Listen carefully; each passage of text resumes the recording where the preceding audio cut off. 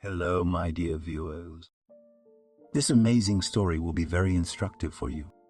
It is very interesting and beautiful. I wish you enjoy watching it.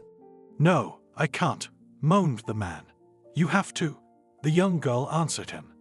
"Mom, go eat, I cooked," shouted the girl from the kitchen. "I'll be right there, I'll be right there," the woman answered her. Maddie sat down at the table. She had already put everything on plates. She was afraid that it would get cold. "What have you got there?" came into the kitchen a woman of no age. "Here, cooked porridge," smiled at her daughter in response. Good girl kissed her mother, sat down at the table, and they started breakfast. 3 years ago, it was a happy family, father, mother, and daughter. But now it was just the two of them. "Harvey, why are you so late?" asked his wife when her husband came home from work at midnight. "Business," he answered. The woman did not understand what kind of urgent business can have someone who collects furniture. And what, you couldn't put them off? She kept up with him as he went into the kitchen. "Imagine I couldn't." Harvey looked at what was available at home for a snack. "Sit down, I'll be right there." The wife came over to feed her husband. "I'll do it myself, thank you." He was somehow frustrated. 20 years ago, Harvey decided he was going to make custom furniture. He was good at it, but the money wasn't much. The man did everything with his own hands. He didn't have the space or the equipment.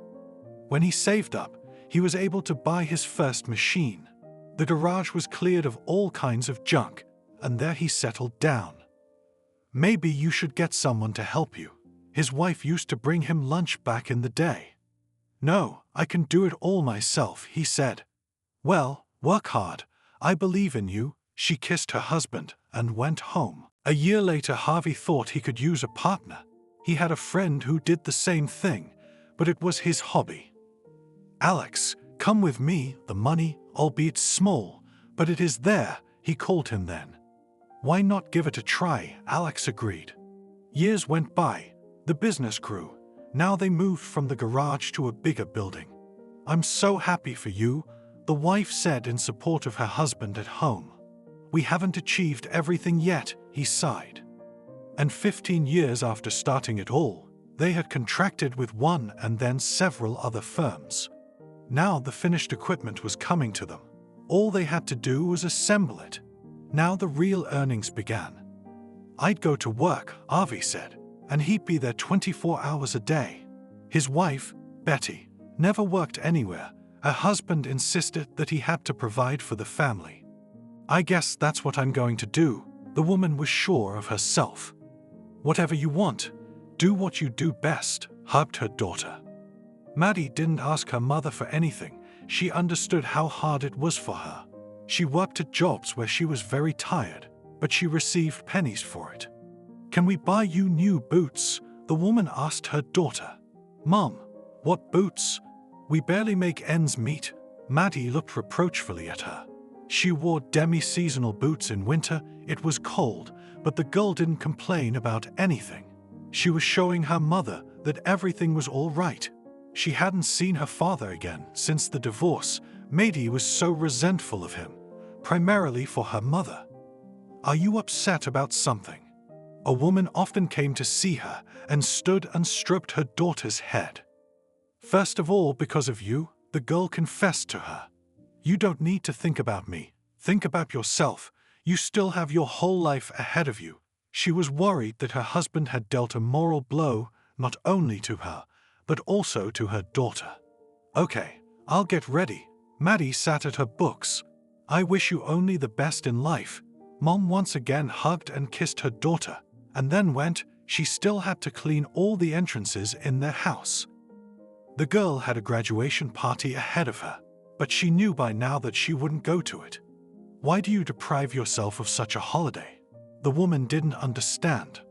"Why spend money on a dress if I need it only once?"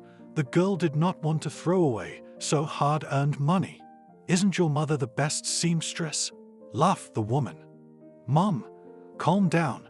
Maddie has already decided everything for herself." But the woman didn't want to calm down. She spent a week picking out fabric from some old clothes. In a magazine, she saw a pattern that would be perfect for her daughter. A few weeks later, the dress was ready. "So, do you want to see your new dress?" The woman was worried because they hadn't had a single fitting. "Mom," I asked. As much as Maddie didn't want to go to this prom, she couldn't say no to her mother. The girl realized she was trying for her, so she agreed to try it on. "Oh, how beautiful it is." The woman looked at the girl when she put on the update. Maddie spun around in front of the mirror. It was a really fashionable and beautiful dress. She couldn't believe that her mom could make such a thing with her own hands. "It's good that I have shoes," Maddie said, forgetting that she wasn't going anywhere. Her father had bought her shoes once. Maddie saw the shoes and couldn't resist asking her father for them, and he gave them to her. But there was nowhere to wear them, so she only wore them a couple times. It's a good thing the size hasn't changed. "Maddie, what kind of dress you have?" A classmate came up to her that night. She was an example for all the girls at school. "Mom made it." She was shy. "You what, really? I did not think that such a beauty can be simply sewn to order." Surprised that. From that moment, Betty had so many orders that she did not have time to sew. Girls wanted dresses, skirts, and other details of the closet. After graduation, the girl went to enroll. She was very nervous. After all, the first time she was in this city. It was very difficult. There was a big flow of 3 or 4 people for one place. When she found out that there were lists of enrolled, she did not dare to go to the board where they were posted. But when she looked and saw her surname, her heart beat more often in her chest. "I got in," she shouted into the phone when she called her mother. "Congratulations, sweetheart, but don't forget about your mom.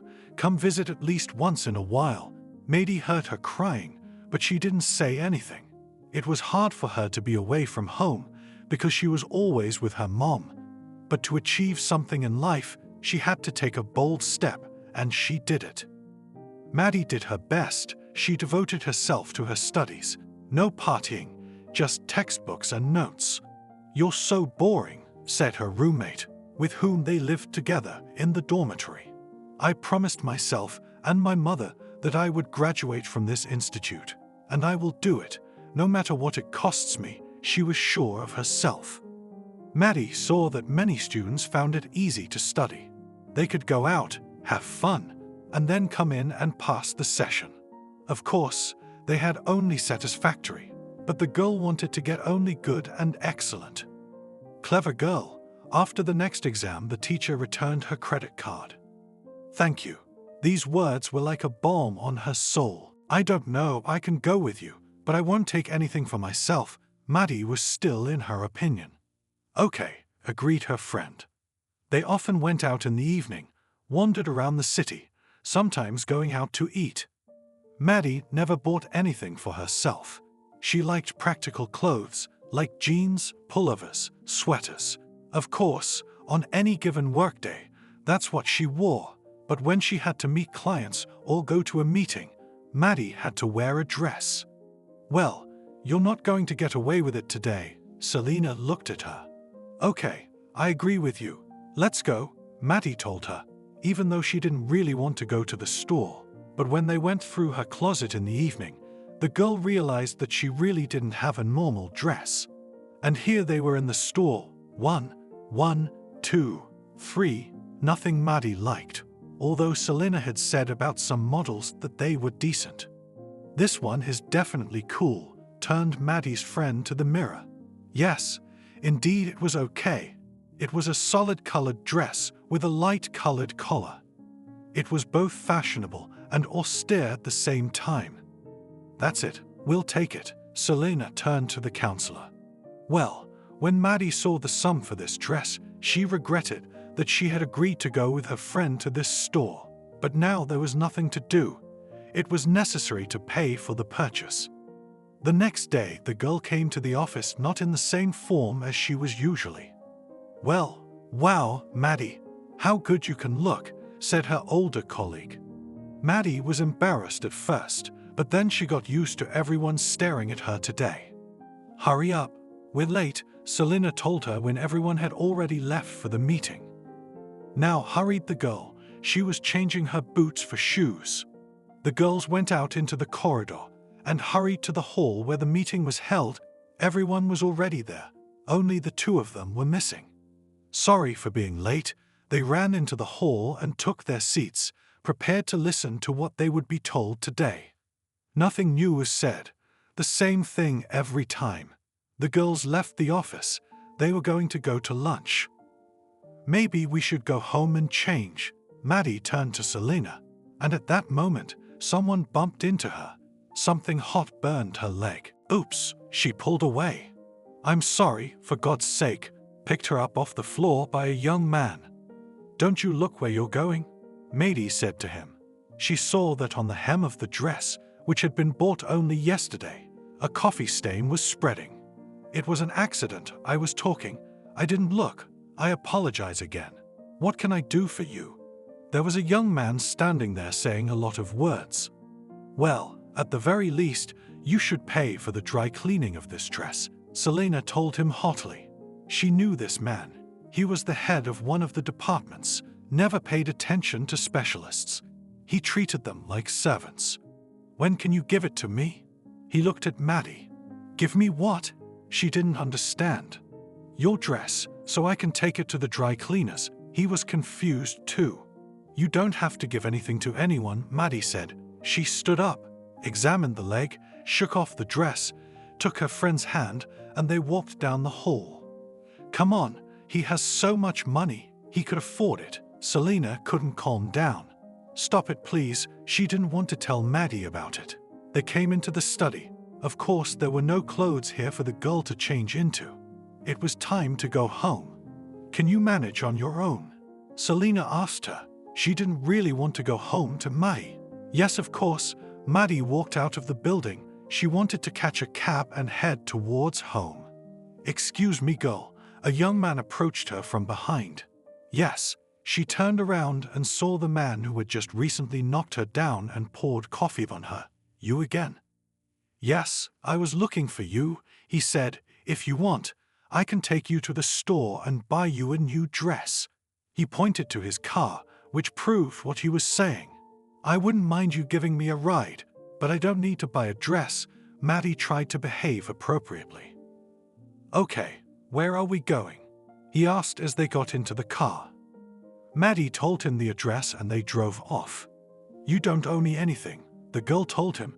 She didn't look at him, just forward. "What are you talking about? If someone knocked me down like that, I would definitely demand compensation." He was sure of it. "Thank you. I'll be fine if you bring me home, wait for me and then take me back." And why didn't she think to ask about it before, in case he didn't have time? "Okay, I'll wait for you." He didn't finish the sentence, he stopped talking. "Why did you stop?" she asked him. "I just wanted to call you by your name, but I realized I didn't know your name." He turned to her. "My name is Maddie," she said. "Mickey," he introduced himself. "Nice to meet you," she smiled to herself, because she hadn't heard names like that in a long time. The young man waited for the girl to change and then, when she got into the car, they drove off. "I hope to see you again," Mickey said. "And I hope not." She didn't turn to him, but walked up the steps. "Wow, that was fast," her friend told her. "Mickey drove me there and back," she told her. "Who's Mickey?" She was quiet at first, but then she realized who Maddie was talking about. "Come on, he's a cheapskate," Selina said. "What's that got to do with it?" Maddie didn't understand her. "No matter who asked him for a ride, he would never waste a drop of gasoline," said her friend. "He wouldn't waste a drop of gas on anyone. But he gave me a ride," Maddie shrugged. Nothing else interesting happened that day, so the girls went home unhindered. But the next day, when Maddie went to work, Mickey was already standing in his car at her driveway. "Hello, young lady, do you need a ride?" He opened the door for her. "No, thanks, I'll do it myself." Maddie was sure of herself. "Tell me, why don't you want to talk to me?" Mickey was riding next to her. "Why don't I want to communicate? We do." She didn't look at him at all. "But I can see you're avoiding me," He was looking at the road, then at her. How could you see that when we only met yesterday? Maddie really didn't want to have any affairs at work. Get in, it's a long walk, Mickey insisted. Okay, finally, agreed Maddie. She thought it would be easier for her to get in his car than for him to follow her like that and attract attention. Was it just me, or did he bring you to work again? Selena asked her this morning. He did, her friend admitted to her. And what does that mean? You said yesterday that you don't feel anything for anyone. They were sitting in their office. It really doesn't mean anything. I don't understand why he's picking on me. Maddie switched on her computer, making it look like she wasn't going to talk anymore. That evening, Mickey was waiting for her again. He wanted to give her a ride home.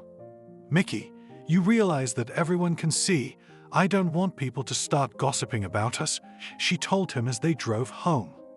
We're adults. Just because someone likes someone doesn't mean it's shameful, the young man answered her. Even though Maddie was of the same opinion, she was still very shy.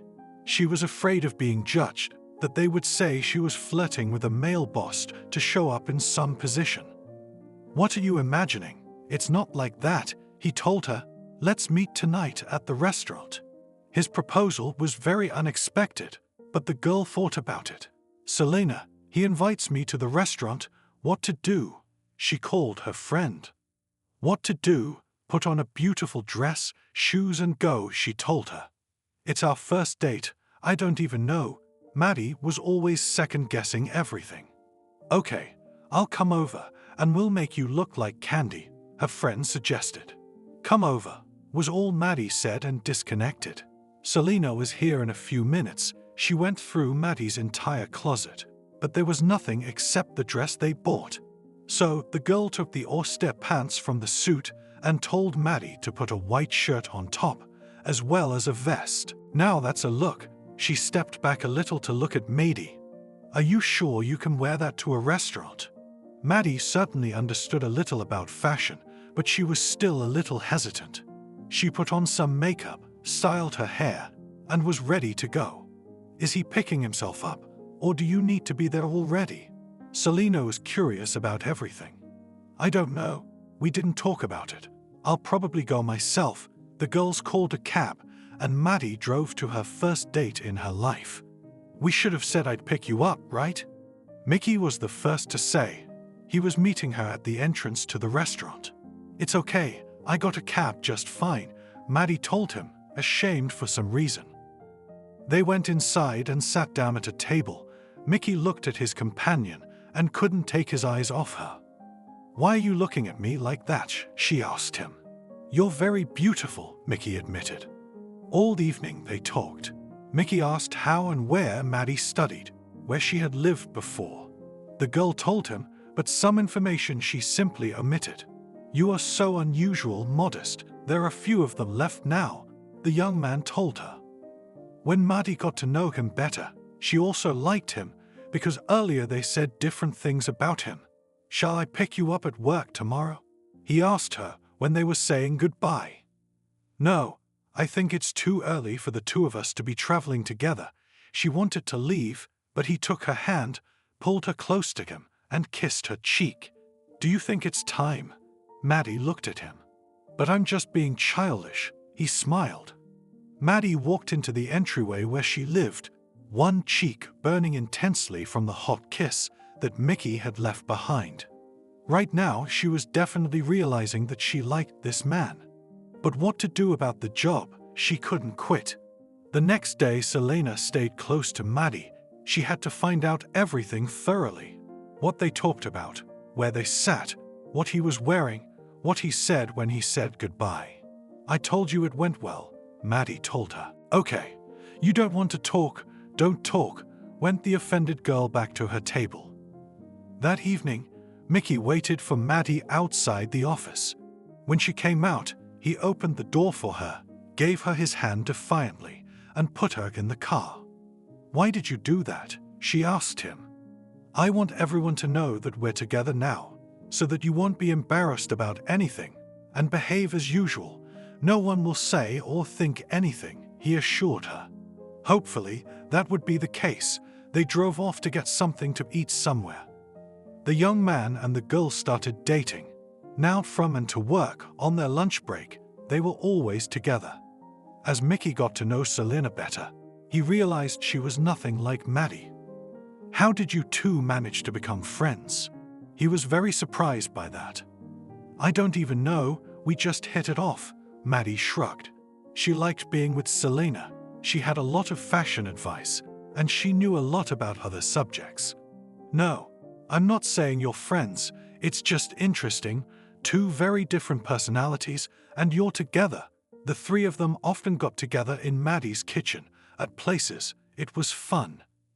Maddie, you and I have been together for a few months now.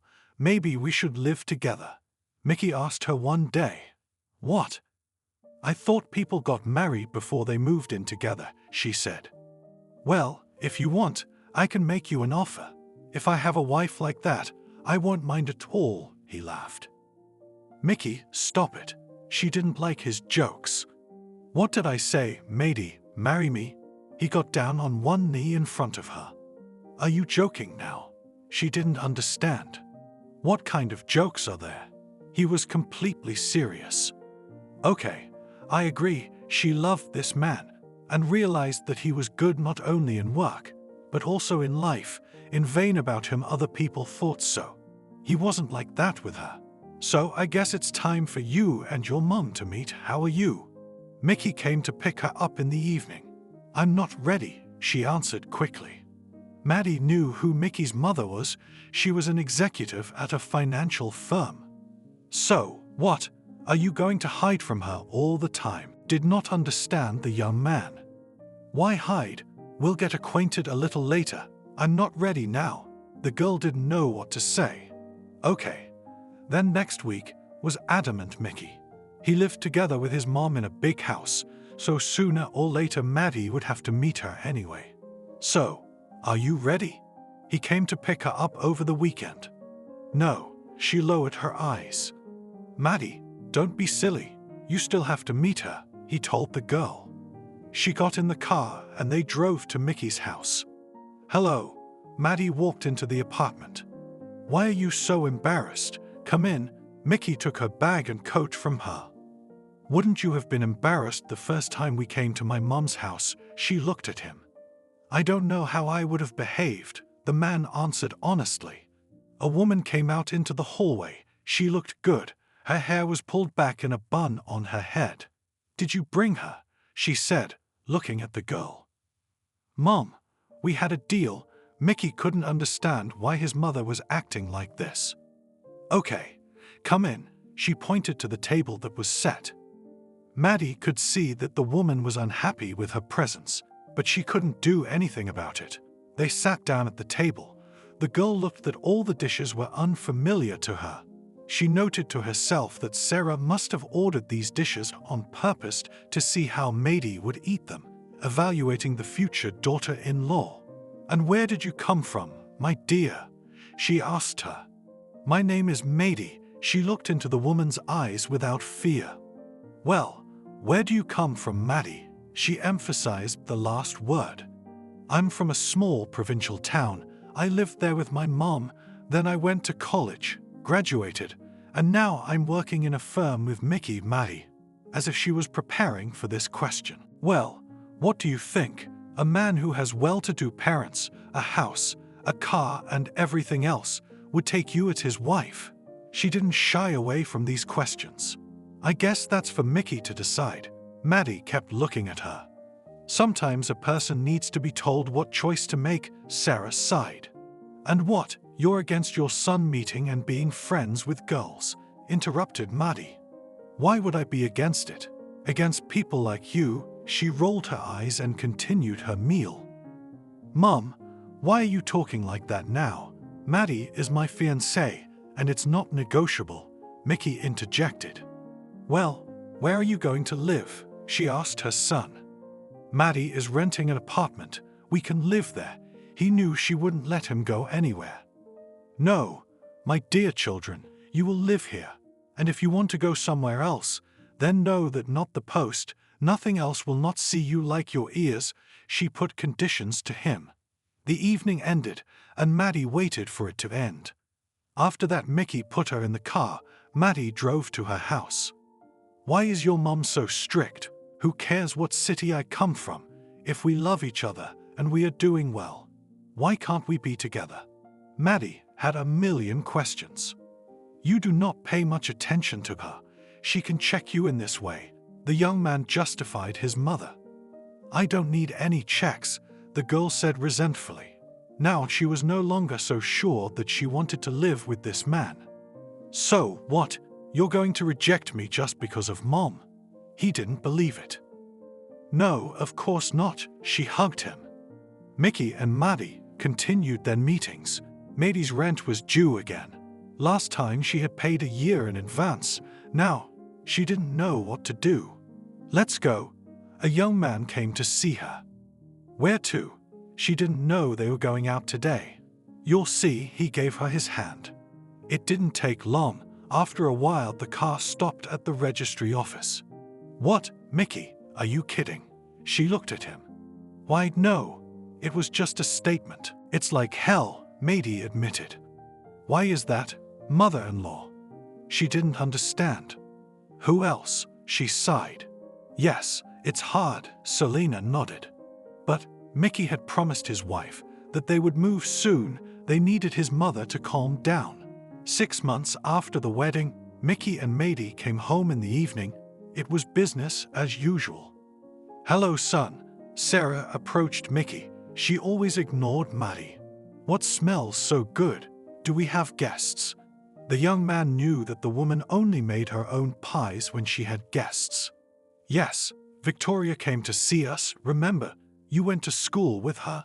Her mother was talking, and she didn't even notice that Maddie was standing next to her. Mom, what Victoria? I'm married. He looked at his wife.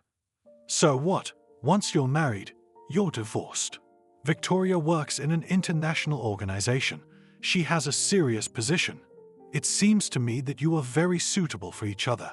Could not calm down mother-in-law. All together, they went to the table. There was a girl sitting there. She was smiling. Hello, she looked at Mickey.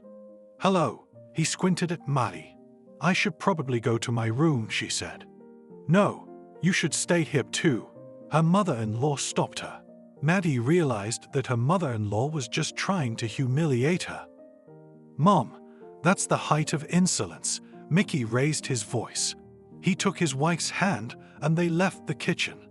Let's move, Maddie asked for the umpteenth time. We would, but a little later. She didn't know why. Her son was clinging so tightly to his mother's skirt. But Sarah wasn't going to give up.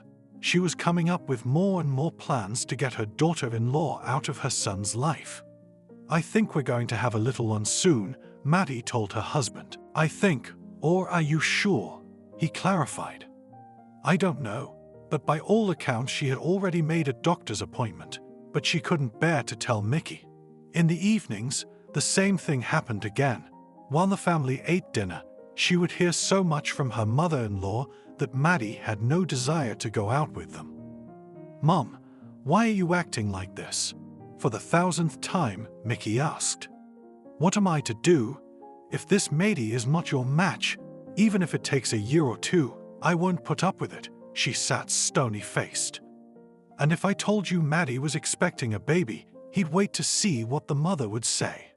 Are you sure the baby is yours? She asked. What are you talking about? Of course I'm sure. He got up from the table. Do you know where she was when you went on a business trip? The mother-in-law noticed that the timing was just right. She was staying at a friend's house, so that not with you. The young man was already walking with his back to the woman. And not at a friend's, and the girlfriend just covered up. The woman said sarcastically. God, calm down already. He was going to his wife. What? Did you have another fight? Maddie was waiting for him in the room. A little. He didn't bother to tell his wife the details of the conversation. Mickey, maybe we'll move out, rent an apartment, we'll live separately. Now the little one will still appear, she begged her husband. Okay, I'll think about it. He began to think about it himself. Mickey really for the first time began to look for an apartment. He wanted the child was born in a quiet family, not where they are always yelling. He decided to initially rent a place to live and start saving for his own. Some savings the young man had, but there was a lot missing. "Mom, soon we will move out from you," he told her. "What? Yes. How can you leave a native man? Swap me for this," began to cry woman. "Actually, this is my wife, and will soon give birth to my son." Mickey could not listen to any more of this talk. "The child is not yours. I saw her driving with her colleagues. One drives there, the other back. Went to your mother-in-law's bank. Don't make it up." Mickey went to his room.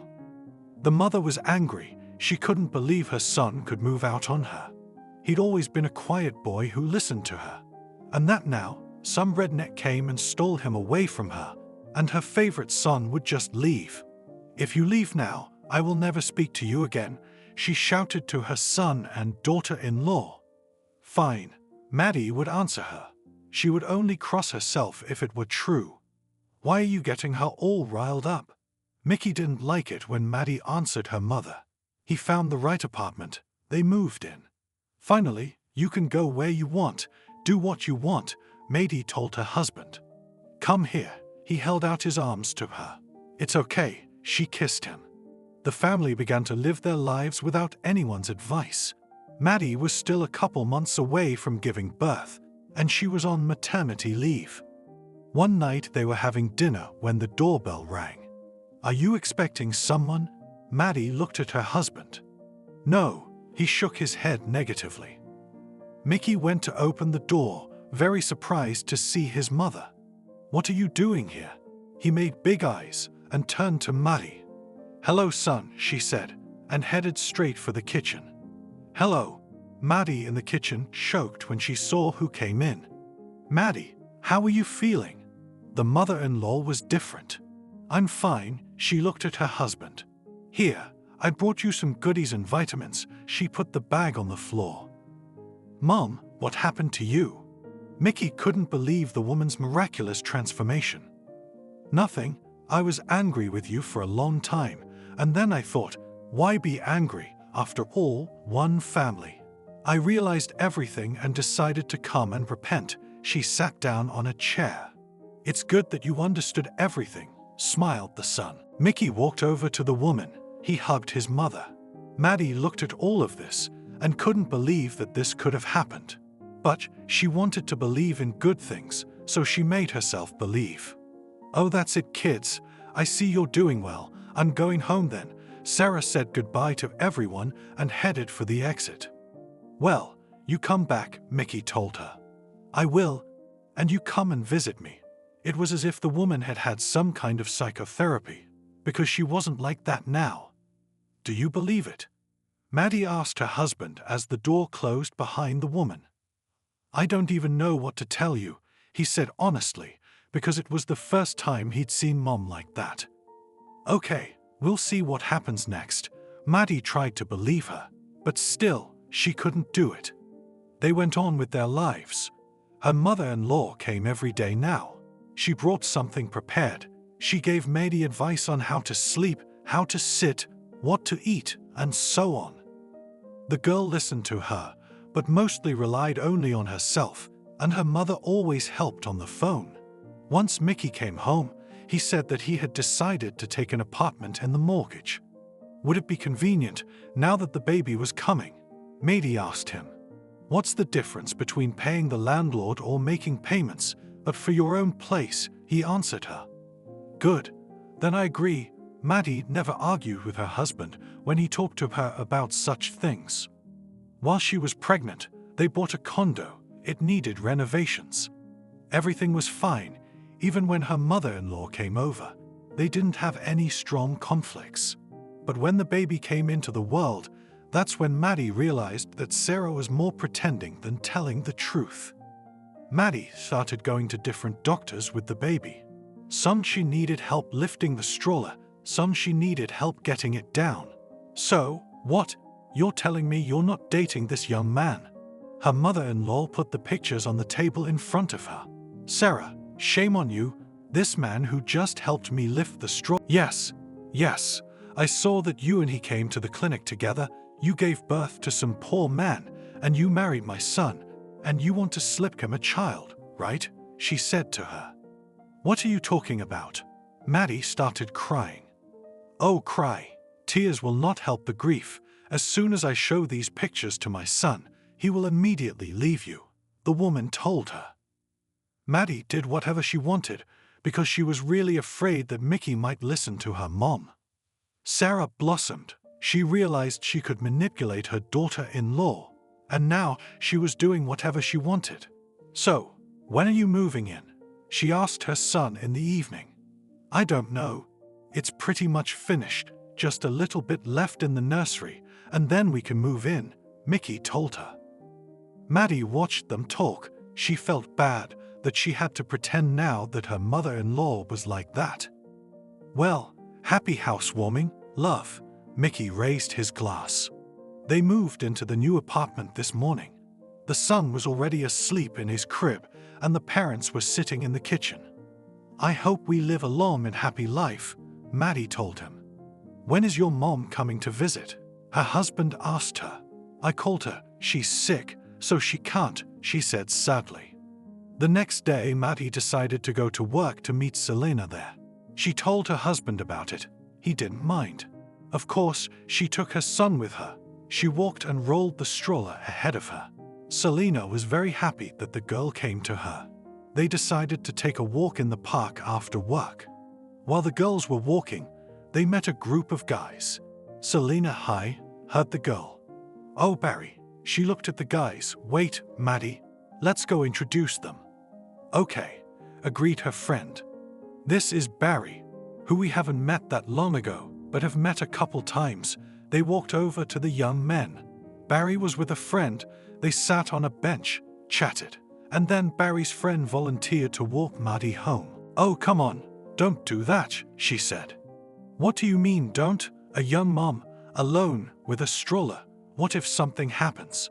Billy, Barry's friend, said calmly.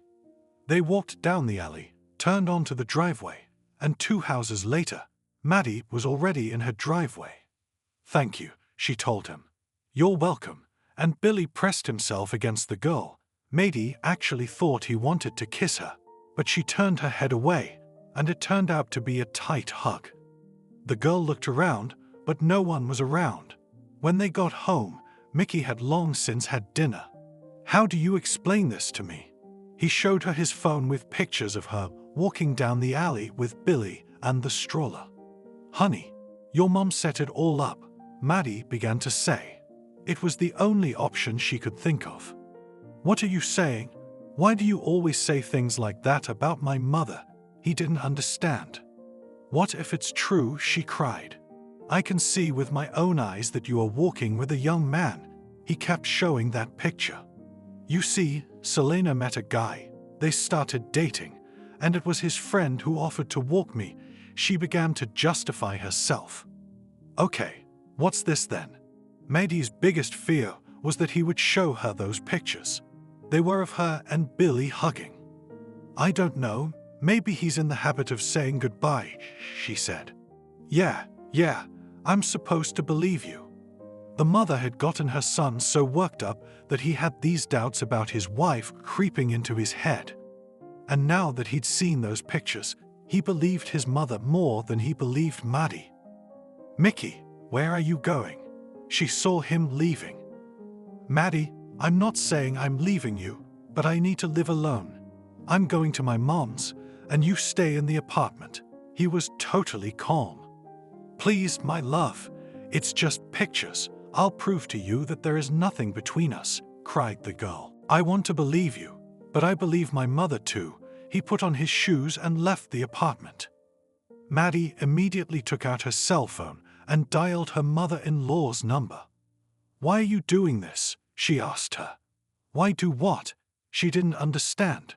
You're the one who downloaded the pictures of Mickey, she yelled. And what? Why shouldn't my son know the truth, that his wife is walking left and right? Pretended that she was right, but Maddie was not. Do you realize you're ruining the family? We have a child, she told her. "Goodbye, Maddie. And be warned, if Mickey files for divorce, there will be no property division." She hung up. What to do, Maddie didn't understand. She sat in the kitchen. Her son was asleep. Just what to find a way out. The girl had no money. She couldn't rent an apartment herself, but she couldn't go to her mother either. Realized that if the woman found out that she was having a hard time, she would get all sorts of hard jobs again, and for her health now it was very bad. Maddie dialed Selena's number. "Hi, friend," she told her. And then she told her what had happened when they'd broken up in the park. God, what does she want from you? She didn't understand. You know, maybe you can find some information about her that you can blackmail her with. That was Selena's suggestion. What can I find about her? Do you think she led an immoral life as a child? Laughed Maddie. Well, what if, go to the archives, ask people who saw her or knew her. You'll find out something, Selena insisted. Okay, I'll try to do something, but I promised nothing, because to live as I lived with my mother-in-law is impossible. Either she accepts my existence or Mickey, and I will never be together. Maddie hung up the phone. She went into the next room to see how her son was doing and went back into the kitchen. She began to think about her friend's words. The first thing the girl did was to type her mother-in-law's first name, last name, middle name in the search box. But except for her website in one popular social network, she didn't see anything else. Then Maddie tried to dial Mickey's number, but he didn't pick up the phone. In the morning, the girl got ready, took the baby with her, and went to the local archives. "Hello," she walked through the door. "Hello, how can I help you?" A woman came out to meet her. "You know, I work from home, remotely. I write articles for the magazine, and I wanted to write about a hard worker who worked all her life in the financial sector." Maddie began to compose. "Of course, who exactly are you interested in?" Was interested in the archivist, Sarah, who is now the head of finance. "Oh yes, of course, it is worth writing about her. She has done a lot for the city," she said, and at that moment went to look for documents. The woman returned after a while with a weighty folder. "Here it is," she said. In the folder were clippings from newspapers, from books, from other sources. Maddie began to read. There was a lot of interesting stuff in there. For one thing, she learned that Sarah's last name was not what it is now. Maddie wrote it all down on a piece of paper. She took pictures. She read everything she was given. It turned out that Sarah had been born in a different town. And the most important thing Maddie found out was that the woman had been raised in an orphanage. This information the girl recorded exactly. "Selena, can you come to my place?" She called her friend when she got home. "Sure, what's wrong?" she wondered. "I'll explain everything to you, only later, if everything works out." Maddie was very excited. The friend arrived, and they were in the kitchen. "Well, tell me." Selena couldn't wait to know everything the girl had learned. "Wait, I have a favor to ask you." Her friend stopped her. "Tell me, what is it?" She stared. "Can you stay for a while with my baby? I need to go somewhere." Maddie asked Selena. "Sure, just on the weekend," agreed her friend. "Great, then I'll see you on Saturday." She still hadn't told anyone anything today. Maddie made plans to go to that very orphanage to find out what it was like to be a child of this strict woman who tried to ruin her life. On her day off, she went to the train station, bought a ticket to the desired locality. When the bus stopped there, Maddie got off. She looked around. "She also told me I came from the middle of nowhere," she muttered to herself. But time was short, so she had to go where she wanted to go. She approached the gate of the orphanage, and a man in a guard's uniform came up to her. "Hello, could I speak to the director of this institution?" she asked politely. Of course, the man smiled. He opened the wicket, and Maddie stepped inside. She quickly found the office she needed, knocked. "Come in," she heard, and opened the doors. "Good afternoon." She walked through and sat down in a chair. "What can I do for you?" A man sat behind the director's desk. He was young, so he could hardly have worked here years ago. You know, I'm on such a delicate request. My mother-in-law, she put a picture on the table, wants to find her relatives. What do you want me to do? Looking at that old picture, I know that she was brought up in this orphanage, so I decided to start with you, said Maddie, and herself all the while smiling. You know, 10 years ago we had a fire, a lot of documents were burned, so I don't think there's anything to be found out, he said. Is there anyone still alive who worked here then? She asked. I don't know. He scratched the back of his head. You haven't had any employees since then? She kept up. Go down the corridor. You'll meet an old woman. She's our cleaning lady. Maybe she can help you, the director told her. Thank you. Maddie left the office. She walked down the hallway and saw a woman standing at the very end with a mop in her hands. Hello, excuse me, could I talk to you for a moment? She asked the woman. About what? She couldn't understand. Look, maybe you knew this girl. She was brought up with you. She showed Maddie again a picture of Sarah at the age of about 17. No, she shook her head as if shaking something off. On her day off, she went to the train station, bought a ticket to the desired locality. When the bus stopped there, Maddie got off. She looked around. She also told me I came from the middle of nowhere, she muttered to herself. But time was short, so she had to go where she wanted to go. She approached the gate of the orphanage, and a man in a guard's uniform came up to her. Hello, could I speak to the director of this institution? She asked politely. Of course, the man smiled. He opened the wicket, and Maddie stepped inside. She quickly found the office she needed, knocked. Come in, she heard, and opened the doors. Good afternoon, she walked through and sat down in a chair. What can I do for you? A man sat behind the director's desk. He was young, so he could hardly have worked here years ago. You know, I'm on such a delicate request. My mother-in-law, she put a picture on the table, wants to find her relatives. What do you want me to do? Looking at that old picture, I know that she was brought up in this orphanage, so I decided to start with you, said Maddie, and herself all the while smiling.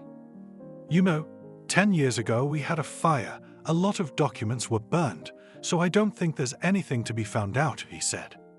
Is there anyone still alive who worked here then? She asked. I don't know. He scratched the back of his head. You haven't had any employees since then? She kept up. Go down the corridor. You'll meet an old woman. She's our cleaning lady. Maybe she can help you, the director told her. Thank you.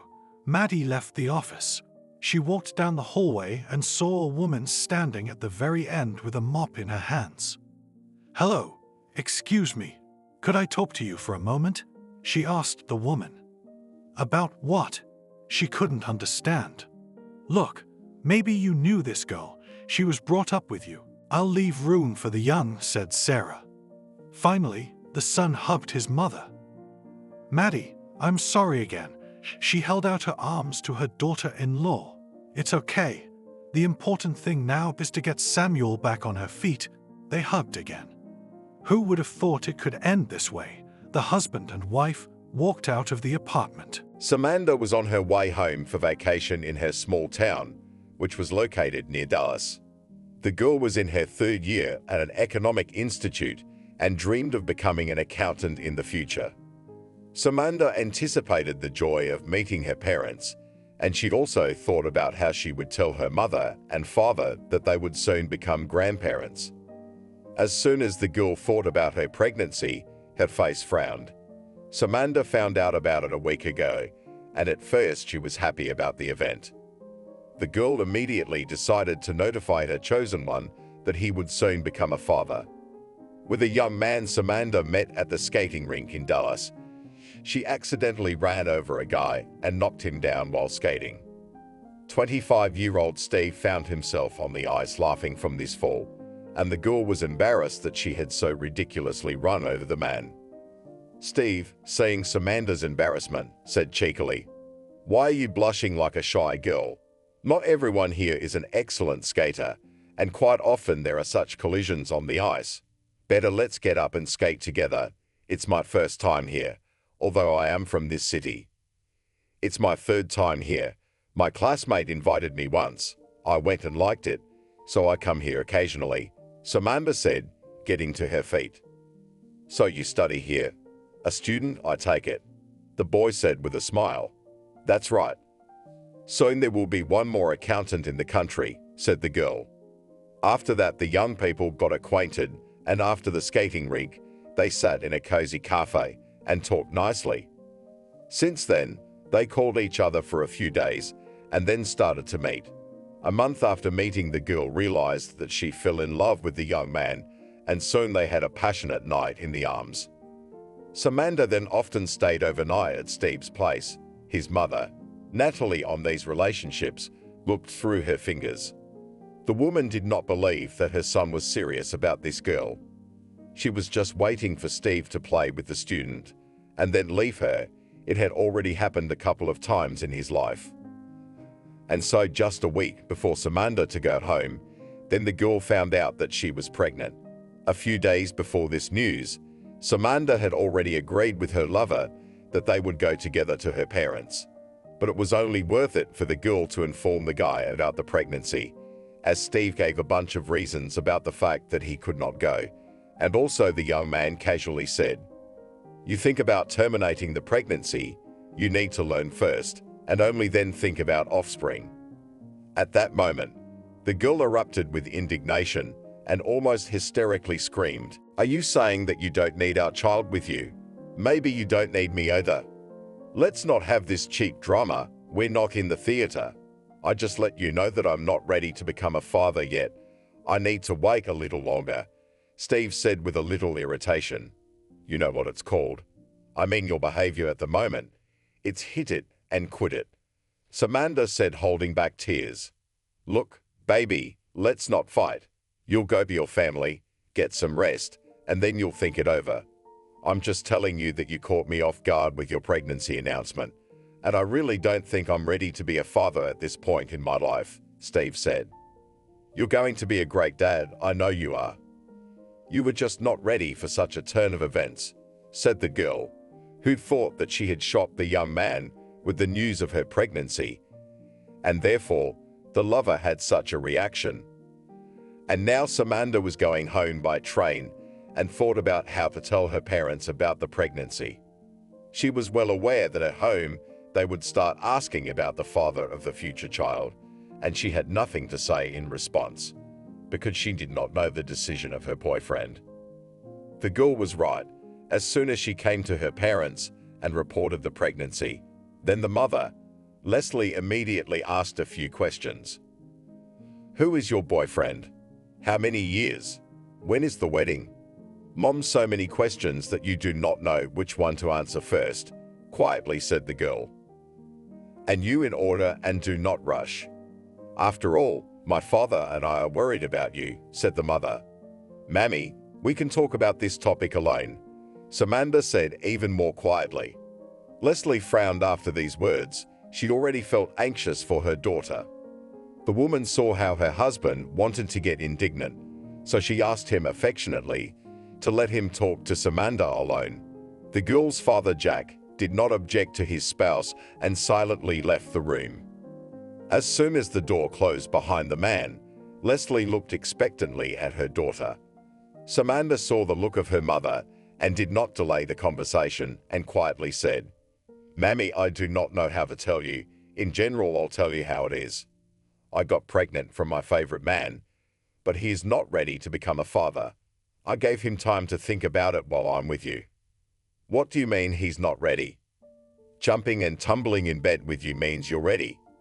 I don't understand you, daughter, frankly. You have to realize that time is running out and your due date is getting longer every day. I'm saying that you can terminate a pregnancy up to a certain point," said the mother. "Mom, I'm gonna have a baby. I'm not going to terminate the pregnancy. I'm just sure that even if Steve refuses the baby now, he will definitely, as soon as the baby is born and he looks at it, he will come back to me," said the girl. "What a fool you are," Leslie said sadly, and after a few minutes of silence continued talking. It is impossible to tie a man to yourself with a child. You have to decide for yourself. You need a child or not. In any case, do not mean to give birth for someone else. You need to realize that you want this baby and ready to bring him up due to different circumstances yourself.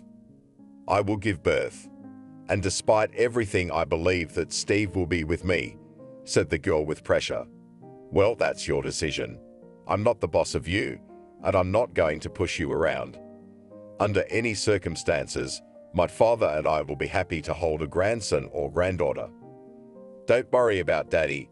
I'll explain everything to him, said Leslie. Thanks, Mom. You supported me a lot now, but I didn't expect anything else from you, said the girl with tears in her eyes. The vacations flew by, and Samantha left her parents for her studies. The girl hoped that the guy would think over everything during this time and would be happy about the baby. However, her expectations were not justified. As soon as she met with the young man, Steve immediately said that they would not meet again. The girl looked perplexed at her lover, and he in turn said that he no longer had feelings for Samantha. After this brief conversation, the young woman came to her senses for a long time. She could not believe that the chosen one so simply, without any apparent reason, took her and left her. Samantha experienced the breakup for several days, and then decided that so easily will not let the guy forget about her. The girl dared to talk to Steve's mother. She thought Natalie would influence her son. And soon Samantha was sitting at the guy's house and talking to the landlady. The girl deliberately seized the moment when the chosen one was not at home. Samantha told Natalie about the pregnancy and the fact that Steve had turned away from her. The boyfriend's mother listened to the girl and calmly said, "Why did you come here? I did not put you in bed with my son, and you know very well that after bedding there can be children. As they say, I didn't set you up, and I didn't divorce you. And now, if my son is cold to you, it's not in my power to make him feel for you again. But you must talk to him, because I am carrying his child under my heart and your grandson or granddaughter," said the girl. "Wait, my dear. You can't claim that it is my son's child, so don't attribute to me the kinship with your unborn child. And lastly, I'll ask you not to bother me with your visits anymore. I hope I have made myself clear to you," Natalie said haughtily. "Yes, how dare you say that to me? You've seen that I've spent many nights at your place," Samantha said indignantly. "I don't argue, but who slept with you the other nights?" The landlady smirked and looked at the girl with a contemptuous look and said, "I hope we won't see you again." After these words, Samantha ran out of the apartment. She felt that she was going to cry from helplessness. And only when Samantha returned to the dormitory, she gave herself the freedom of emotion. She hugged her pillow and cried. Several months flew by. During this period of time, Samantha repeatedly tried to talk to Steve, but the man behaved coldly and sometimes hostile towards her. All this the girl silently bore. She hoped in her heart that as soon as the baby is born, the lover will stop treating her like this. Soon Samantha went on maternity leave, took a leave of absence, and went to her parents, as in this city could not stay, because it was necessary to rent an apartment, and the girl had no extra money for this luxury. However, leaving home, she decided that as soon as she gave birth, she would come to Steve again with the baby. The sex of the child at that time, Samantha already knew. It wasn't long before the young woman gave birth to a healthy baby girl, whom she named Julia.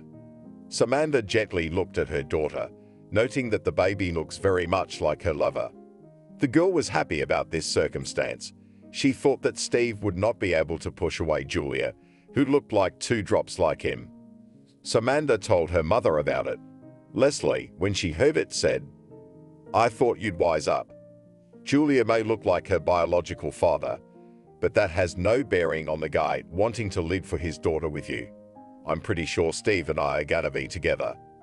And when Julia is 3 months old, we will go to her father's house," the young woman said. Leslie said nothing in response, as she saw that it was useless to dissuade her daughter. The woman decided to let Samantha be convinced by her bitter experience, and maybe then her life would teach her something. When Julia was 3 months old, Samantha packed for Dallas. She sacredly believed that now she would definitely reunite with the man she loved. However, a disappointment awaited the young woman. Steve, as soon as he saw Samantha with a child in his arms on the threshold of the apartment, he immediately declared that it was not his daughter. Samantha was angered by these words and said that she would establish paternity in court. The man, hearing the words of the ex-girlfriend, wryly uttered, "Go ahead and with a song. But only you will make an examination, then I can tell you right away that then I will put all the money and connections to deprive you of motherhood. And believe me, I can do it. Now the choice is yours. You have 2 choices, and I'm going to tell you what they are. First, you leave now and forget the way here, and also forget about my coexistence, as well as I about yours. And the second option is that you may go to court, the consequences of which I have already told you afterwards." "You rascal," exclaimed the girl. "How? Only a few minutes ago said words of love, and now you call me names. You have no right to be misunderstood. And if I am a scoundrel, then why did you tumble in bed with me then?" said the man with a grin. "I hate you," said the young woman. Samantha returned home in a depressed state. She thought about Steve's words about the trial. She wondered to herself whether the guy was bluffing about the deprivation of motherhood or not.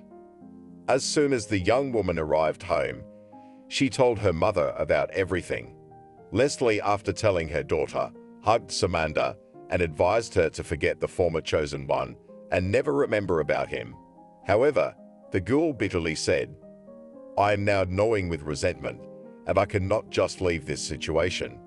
After all, in fact, Steve accused me of being a slutty girl. I want to prove to him and his mom that I'm not. Specifically, a paternity test. Look, sweet girl, I know you're emotional after this, but you need to find the strength to just forget about that guy. And what if he will carry out his threat, and you will lose your daughter, especially you said that his mother works in the administration? Just think about it. Is it worth it?" "I wouldn't do it if I were you," Leslie said. Samantha thought about her mother's words and then looked at Julia, who was sleeping peacefully in the children's bed. She thought about what her mother had said for a long time and finally came to the conclusion that it was not worth stirring up a hornet's nest. Samantha decided that she would simply cross out of the memory of her former lover once and for all. Time moved on, and soon Samantha's sabbatical was coming to an end. The girl's mother offered her daughter to resume her studies. Samantha looked at her mother, perplexed at that moment, and asked, "What about Julia? She is still just a baby, isn't she?" "Don't worry about Julia. I am retired, and I will be able to babysit her. But you will come here more often. Why should you waste your time? You don't have much time left before graduation," said Leslie. "But in principle, your mom is right. I'll finish my studies and get a job. We could use an extra penny now," said the girl. Samantha returned to the institute. She called home almost every day to find out how Julia was doing. The young woman missed her daughter very much and dreamed of graduating as soon as possible in order to return home to her baby.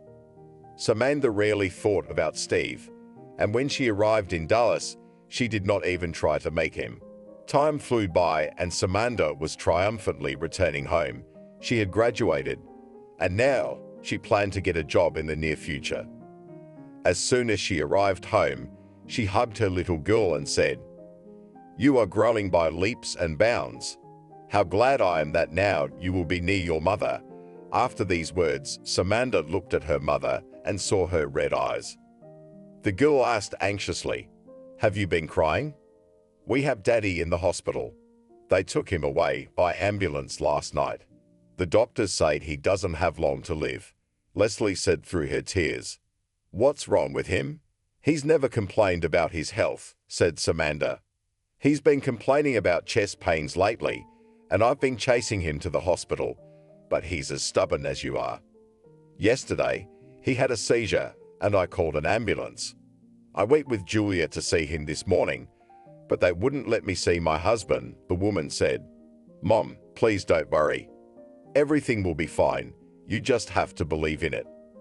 Our daddy is strong, and at Julia's wedding he'll go out. And doctors can be wrong in their diagnosis. Trying not to cry, said the girl, who was stunned by the news of her mother. 2 days later, Leslie's husband died in the hospital. Then the funeral took place. The widow was sobbing in the cemetery, her daughter comforting her as best she could. Samantha realized that now there was nothing she could do to help her mother cope with grief, and she herself felt the loss of her father very much. It had been a month since the funeral, and Leslie had aged a great deal during that period of time. Samantha knew that her mother had given up because of her husband's death. The girl tried to cheer up her mom, but she only smiled sadly in response. Soon Samantha got a job as an accountant in a small firm.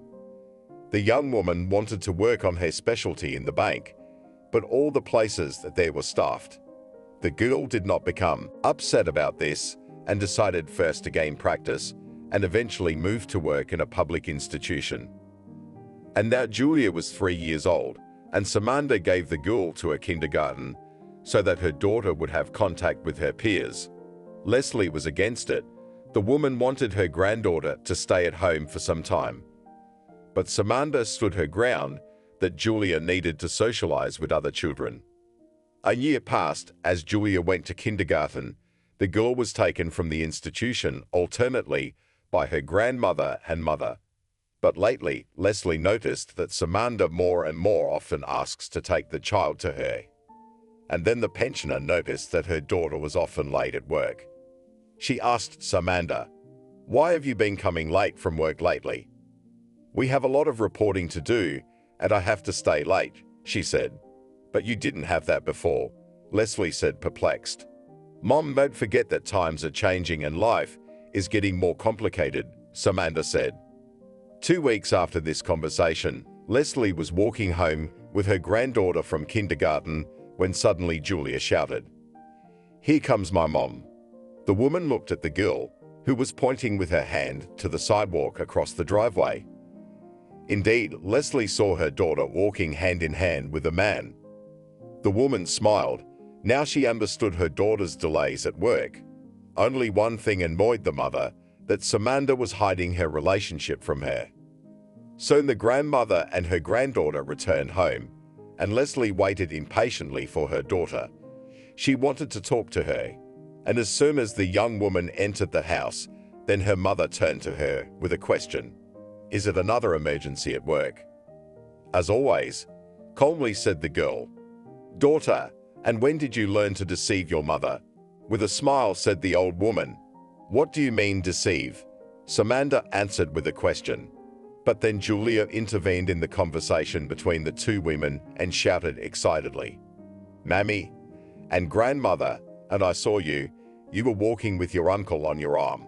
I wanted to run to you, but my grandmother did not let me. I was still offended at her then." Leslie looked at Samantha with the same smile. The young woman was confused. She understood her mother's question about cheating perfectly now. Samantha told her mother that she would explain everything a little later. Leslie nodded in response and went to heat up dinner to feed everyone. The conversation between the two women didn't happen until after Julia went to bed. Samantha looked at her mom and informed her that she had a man courting her. Leslie was overjoyed at the news and replied to her daughter that it was high time she had a personal life. Samantha looked thoughtfully at her mom and spoke softly. "I don't love that man." "Then why are you going out with him?" The landlady said, perplexed. "He gives me money. Didn't you notice that last month I didn't pay Julia for the children's corner in installments?" Samantha said. "Are you crazy? How can you sell yourself? I already wanted to tell you that you sometimes spoil Julia with your gifts. I raised you without a cubbyhole, and Julia doesn't really need one. I'm begging you, daughter, to end this relationship. You need to respect and appreciate yourself. Believe me that you will meet your happiness in life, but you shouldn't waste on trifles." Leslie said sadly, who was really shocked by her daughter's message. "Mom, the years are flying by and I'm all alone. It seems to me that I will never love anyone," almost crying, said the girl. "Ah, well, stop your nonsense. Why do you write yourself in the old women? Everything will work out for you. But stop selling yourself. God forbid Julia finds out about it," said the old woman sternly. "Okay, Mom, let's stop talking about this. I promise that I will not meet with this man, because I myself from this relationship is disgusting. I just hoped that in time I could love a man, but it did not happen," quietly said the young woman. A few days later, Leslie noticed that her daughter really stopped working late. The older woman sighed with relief. She wanted Samantha to be happy, but not like this. Time moved forward, and Julia went to the first grade, and a month before this event, Samantha went to work at the bank. The woman was happy about this event, as she dreamed of working in a government organization. Samantha was happy with everything in her life, except for one thing: she did not have a man. The woman tried to get together with a young man who was 4 years younger than her. However, after a month, the guy cheated on her, and Samantha broke off the relationship with him without regret. Once the girl returned home, and she received a call from her daughter's class teacher, Selena, who asked her to come to school tomorrow. Samantha asked the teacher what was the matter, but the interlocutor said that it was not a telephone conversation. Samantha came home and went straight to her daughter. "Julia, did you do something wrong at school?" "No," said the girl sullenly. "You're lying to me. Quickly answer why I am called to school," the woman said sternly. "I don't know," said the daughter with a sullen look. Leslie intervened in the conversation and asked Samantha to calm down. The woman turned to her granddaughter and asked her to go to the nursery. As soon as the child came out, the landlady told Samantha, "You are not behaving properly towards your daughter. Don't you see that on the one hand you spoil her with things and toys, and on the other hand, you don't even try to communicate with your daughter? You are not a child anymore, and you should realize that Julia lacks your attention. She doesn't just need your gifts, she needs companionship." "Mom, why don't you tell me how to raise my own daughter? I'll figure it out myself," said the young woman irritably. "Well, I will not, but then do not cry if your daughter closes. That's when I will not be able to help you with advice, because you will lose time. Do as you see fit," Leslie said sadly. The woman saw that her daughter had just gone to work and was buying off Julia with gifts so that she wouldn't have to spend time with her. The next morning, Samantha called to work and said that she would be late, and then went to school with her daughter. The woman and child walked into Julia's classroom, where they were greeted by the classroom teacher. Selena escorted the children out of the classroom and asked the parent if the girl had told her about yesterday's incident. Samantha shook her head negatively, and then the teacher said, "Yesterday your daughter at recess cut with scissors the textbooks and notebooks of one of the students. The girl's name is Mallory. You realize that's nonsense, don't you? And what makes you think Julia did it?" Samantha said. "When Julia did it, a student came into the classroom and witnessed the incident. You need to have a serious talk with your daughter, first of all. And you need to apologize to the parents of the girl who was hurt and to the child herself. That's two. And lastly, you are well aware that your girl has committed a misdemeanor. She has damaged someone else's property, and you need to compensate for it," said the teacher. "I heard you, but it is worth to understand. I am interested in the reason for this act. Maybe my daughter decided to take revenge on Mallory. Julia couldn't just do it without a reason, and I'd like to hear it from you," Samantha said discreetly. "I think you should ask your daughter. You're her mother, not me," Selena said. "Don't poke me in my parental duties. This incident didn't happen at my house. It happened in your classroom when you were in charge of the children. And the first thing you should have done was to ask Julia the reason for it. And I understand that you didn't do it," she said reproachfully. "Samantha, I didn't call you here to exchange barbs. I told you about your daughter's behavior. And one more thing, I talked to both girls after that, but they don't say anything. I have nothing more to say to you, Selena said. Samantha left the school in a bad mood. She wished that the working day would be over as soon as possible. She wanted to talk to her daughter. Samantha couldn't understand how Julia could do that. She was a kind and sympathetic girl. The workday was over, and the woman walked home with a quick step. In her mind, Samantha went over the options of how she would start a conversation with her daughter. When she got home, she still hadn't figured out where to start the conversation. As soon as Samantha entered the apartment, she asked her mother what Julia had told her after school today. Leslie replied that her granddaughter refused to engage in dialogue at all. Samantha went into her daughter's room and saw that the girl was drawing at the table. The mother turned to the girl. I didn't have time to talk to you at school today, so we'll do it right now. Let me know why you cut your classmates' textbooks and notebooks. Julia continued to draw without reacting to her mother's words. Such ignorant behavior infuriated the woman, and she'd already in raised tones spoke out. I'm not talking to the wall, I'm talking to you. If you have committed a disgusting act, you should be responsible for it. So be reasonable and answer my question. I don't like that Mallory. She's always bragging about how her parents buy her everything. I got tired of listening to her, so I shut her up. And since her parents are so rich, they'll buy her books and notebooks again, the daughter said coldly. Wait, but it's just monstrous to ruin other people's things for such a stupid reason.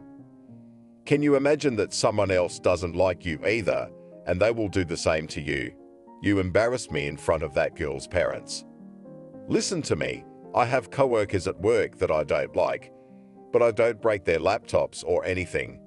Let's agree so before you want to create a deed, then initially you will turn either to me or to the grandmother and will not make decisions on your own. I'll have to spend some money on your classmate because of your stupid act. And you also promise me right now that tomorrow you will apologize to this Mallory, said the mother of the daughter. Okay, the girl mumbled. Samantha went out into the hall, where she saw her mother, who had perfectly heard the whole short conversation between her daughter and Julia. Leslie came up to Samantha and said that she was good, as she found the right words for the child. The girl thanked her mother for the praise, and then wondered if maybe she was actually not giving her child enough time. From that day on, the woman decided that now she would try to talk to her daughter as often as possible. Several years passed. During this period, Samantha had another affair with a man, which lasted no more than 6 months. At first, the woman was happy with this man, but then, as it turned out, the man was a gambler. Initially, the girl did not pay attention that the chosen one was spending money in the casino, but when he began to demand finances from her, she immediately pointed the man at the door. When Julia was in the 7th grade, then Leslie fell ill. The elderly woman was admitted to the hospital. As it turned out, she had a heart attack. Samantha at that point in time was torn between work, going to the hospital, and household duties. The woman felt that at this rate, she would soon be exhausted, both mentally and physically. Samantha turned to her daughter for help. Julia, you're not a little kid anymore. You can see that Mom is exhausted. I have to gallop home from work to prepare food for my grandmother and bring it to her. The food at the hospital is disgusting, and then I have to wash the dishes and eat and other duties.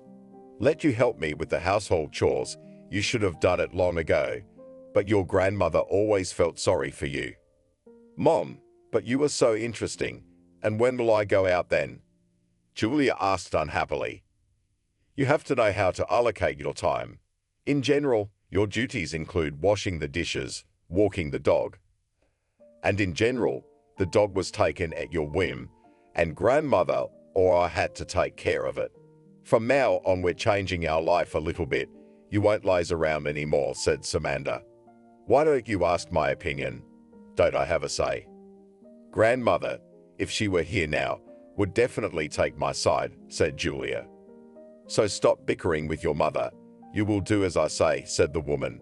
The next day, Samantha came home from work to find her daughter gone and a dirty plate in the sink. The woman frowned, because when she left for work, she never left dirty dishes behind. That meant that Julia had come from school, eaten, and hadn't cleaned her plate after her. Samantha entered her daughter's room and saw that the child was also ignoring the fact that she had asked to put things in the closet from the morning. Samantha followed into the kitchen to boil her mother some dumplings to take to the hospital. The woman mentally scolded her daughter as she cooked and thought of ways to punish her. Soon Samantha was already sitting in Leslie's room and talking to her. The older woman was asking about her granddaughter and how she was doing. Samantha wanted to tell her mother that Julia was completely out of control, but restrained herself because her mother should not be worried.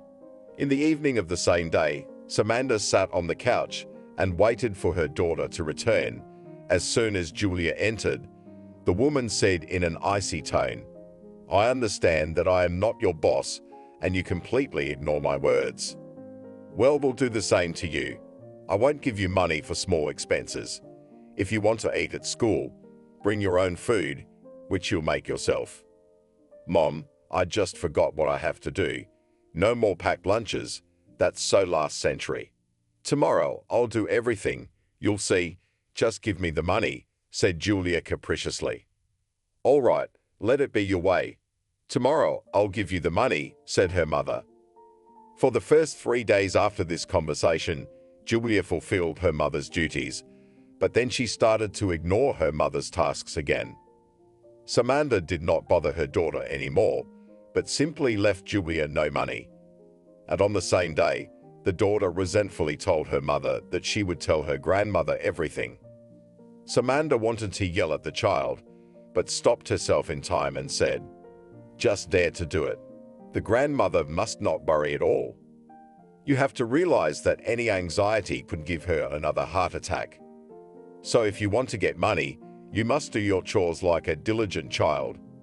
Julia sullenly remained silent in response and only asked her mother when her grandmother would be discharged.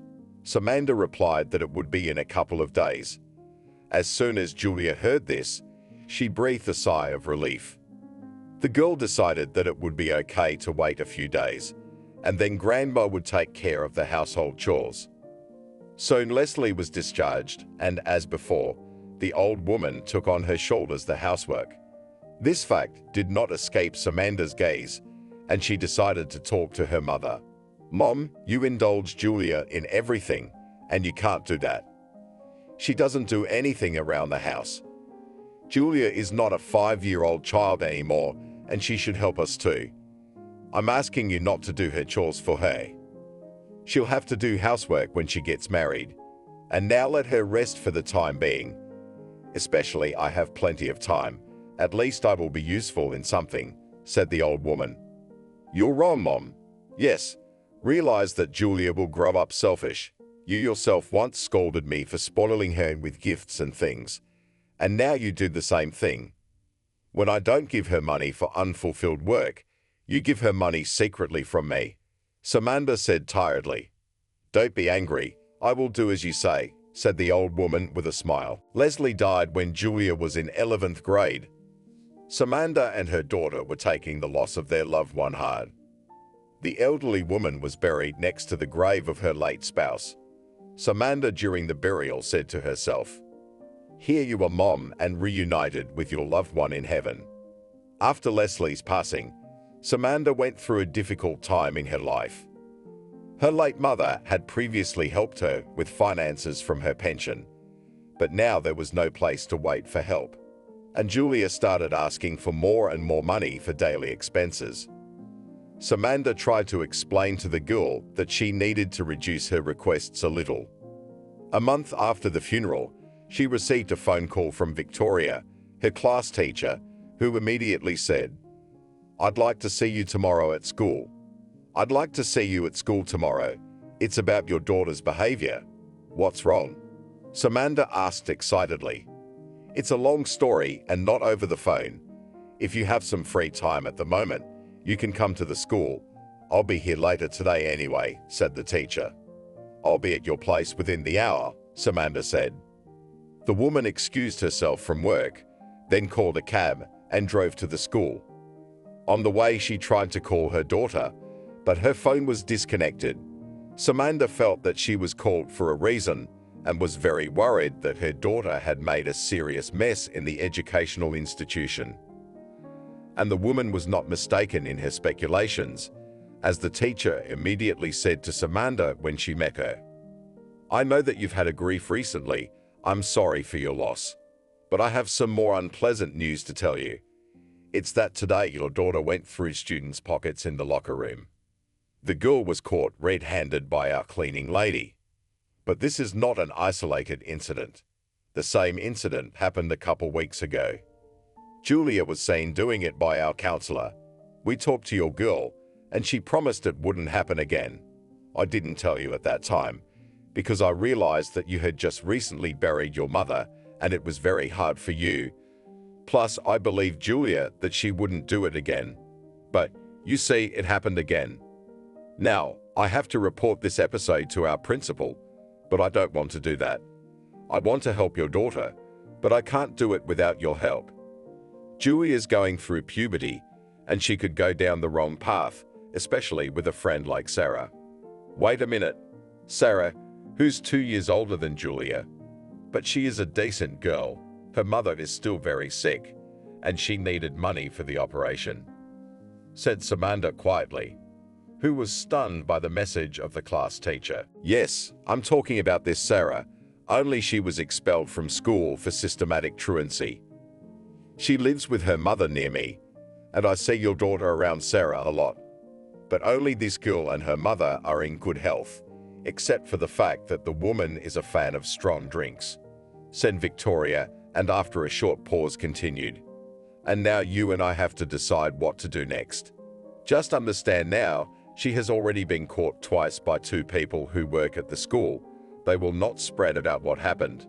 But the thing is that the parents of the students have already raised the issue at the meeting about the fact that from the pockets of their children are missing some values. And you realize the school's reputation is being damaged by that. And now imagine that Julia will be caught by a person who will not keep silent. It is not necessary to explain the situation further, so tell me how we will act," said the teacher. "Why do children leave valuables in their pockets?" Samantha asked a question and immediately scolded herself mentally for it. Victoria looked at her parent with a puzzled look when she heard the question. Samantha understood the look of the class teacher without words and immediately said, "I'm sorry, I'm just dizzy from what I've just learned. I can say from my side that I will talk to my daughter today. You see, I'm in a trance at the moment because I don't know what to do. I give my daughter money for small expenses, but within reasonable limits. But her demands are getting bigger and bigger every day. Maybe you can advise me something." Victoria looked at the visitor and said, "Let's do this. I will also talk to your daughter, as you did. And also, if you are advised, try to convince Julia to stop communicating with Sarah. And maybe a psychologist can help you have a professional talk to the girl. Our school psychologist has already talked to Julia, but you see, our employee is very young, only the first year after college, and she has little experience yet. And you need someone with experience. Thank you so much. I don't know how to thank you." Samantha almost cried. The woman went home after school in a gloomy mood. She realized that simple persuasion would not help to set Julia on the right path. Samantha was at a loss as to how to influence her daughter to stop stealing and befriending Sarah, about whom there was a bad rumor. With these sad thoughts, the woman came home, and to her surprise, Julia was already there. The mother looked at her daughter with a testing look. The girl calmly endured the gaze and first asked a question. "What has the class already told you fables about me? Stop sarcasm. Let's talk like adults. You're behaving in an unacceptable way. You lied to me and Grandma last year about the money you stole for the operation. Don't tell me that's what happened. I can tell you that I've heard about Sarah's mom. Daughter, realize that you're not only embarrassing yourself, you're embarrassing me. I was ashamed of what you did today. Today, you steal from school children, and tomorrow you'll go robbing stores? How can you not realize that this isn't going to end well? You need to get smart. You're not a stupid girl, so why do I have to spell it out for you? You think I'd enjoy giving you these moralizing lectures? I can answer that I don't like it at all. Now tell me something in return, said the woman, almost crying. I have nothing to say to you. I've already made it clear to you once that I lacked from you, but you didn't hear me, and now I don't want to tell you anything. And don't touch Sarah, she's a great girl and friend, said the girl to her mother. It seems to me that we speak different languages. I have a suggestion for you. Let me sign you up to a psychologist. You go to sessions with a specialist for a while. If you want, we'll go together, Samantha said. I'm not sick enough to go to a psychologist. Can I take it that we've reached the end of our educational conversation? Julia asked quietly. Do you promise me that you won't steal? Said her mother tiredly. Okay, Julia answered. After talking to her daughter, Samantha went to the bathroom, where the door was locked. It was only then that she let the tears flow. She tried to cry quietly so her daughter wouldn't hear. The woman didn't know at the moment if today's conversation had affected Julia's consciousness. And somewhere, with a woman's instinct, Samantha realized that the whole conversation was useless for her daughter. And at the same time, it dawned on her that tears would not help her, and she should talk to Sarah and insist that she stop talking to Julia. Samantha fulfilled her plan. The next day, she got the address of her daughter's friend from Victoria, and soon she met Sarah. The woman looked at the girl with a critical eye, noting that she looked like a vulgar person with bright makeup. Samantha forced herself not to give her daughter's friend a barbed remark about her appearance. Samantha said a friendly hello and introduced herself as Julia's mother. Sarah looked at the visitor with disdain and said, What do you want from me? What do you want from me? I have an unusual favor to ask of you. I'd like you to stop talking to Julia. You see, I don't mind you in general, but your friendship is having a negative effect on my daughter's behavior. I realize I may be saying things that are probably unpleasant for you. I don't know how to convince you that you shouldn't be friends with Julia. Just put yourself in my shoes. I think you too would only want your daughter to be happy. If this is offensive to you, I can suggest another option. Change your lifestyle for the better, said Samantha in a steady voice. Will you give me money to stop being friends with Julia? The girl said defiantly. You see how you talk to a woman who is old enough to be your mother. You address me as you without any preamble, and I address you as you, by the way. And now tell me, what can Julia learn from your intercourse? The woman spoke more sternly. I've had enough of school morals, so go on your way. Let Julia decide who she wants to socialize with. And now goodbye. And with these words, Sarah closed the front door in front of the uninvited guest. Samantha walked out of the entryway in a disgusted mood. The woman, when she went to the girl, thought that the conversation could still work. But now, after a couple of minutes of communication with Sarah, she realized that her daughter had befriended a boorish person who did not care about anyone from a high bell tower. When she got home, Samantha called out to Julia, but she wasn't home. The woman looked into her daughter's room and found it a mess, and she had asked Julia to clean it up from the night before. Samantha felt her anger towards her daughter boiling up inside her, and she only wanted to call Julia when the girl came home. The woman promptly jumped up to her daughter and was about to say everything as Julia shouted angrily. Who'll ask you to go to Sarah's? I will now disregard your opinion too. How you treat me is how I treat you. How do you talk to your mother? Samantha, who had never heard such a tone from her daughter before, was stunned. Oh, what did you want? You think you're such a goody-goody in life. I know everything about you, how you gave birth to me from who knows who, and then slept with a man for money.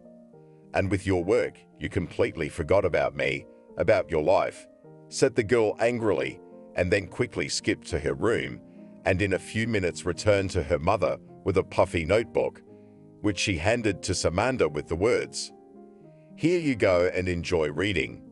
It was Grandma who kept a diary and wrote down everything that happened to her daughter, which is you. It was interesting to read about you. I wasn't going to say anything to you. I kept it all to myself. But you crossed the line when you went to ask Sarah to stop talking to me and even offered her money for it." Samantha was in a daze after her daughter's statement and only said, "I did not offer Sarah money, but asked her to stop the friendship or change her attitude to life." After these words, the woman took the notebook from her daughter's hands and suddenly cried at the same moment. Samantha could not believe that all of what she had been said by her daughter. And Julia looked at her mother and grinned gloatingly and then ran out of the apartment. The girl was glad that she had finally found the strength to tell her mother everything. She was also helped by Sarah, who had said a lot of unpleasant things about her mother after the meeting with Samantha. It had been a couple of hours since Julia had had a fight with her mom and left the house. Samantha, who had already cried during this time, couldn't find a place for herself from worrying about her daughter. She repeatedly called Julia, but she didn't pick up the phone. The woman was out of her mind with worry. She also wondered why her mother kept this diary in which she described the events that concerned her daughter. Samantha only read a few entries in the notebook and realized that Julia was telling the truth because the diary contained this information in Leslie's handwriting. When the clock showed 10 o'clock in the evening, Samantha was in a panic as she didn't know where to look for her daughter. The woman quickly gathered herself and went to Sarah's house, but there she was opened by an elderly lady in an inebriated state who informed her that Sarah was not at home and she would return at an unknown time. Samantha stepped out of the entryway and had just taken a step when she slipped and fell. She tried to get up but felt unable to stand on her foot as she was pierced by a sharp pain in her ankle. The woman cried involuntarily and thought that today was completely filled with sorrowful events. Samantha tried to get up again, but as in the first case, she sank to the ground, which was covered with a crust of ice. A man who was walking his dog came to her aid. The stranger helped the woman to stand up while saying, "How are you so not careful?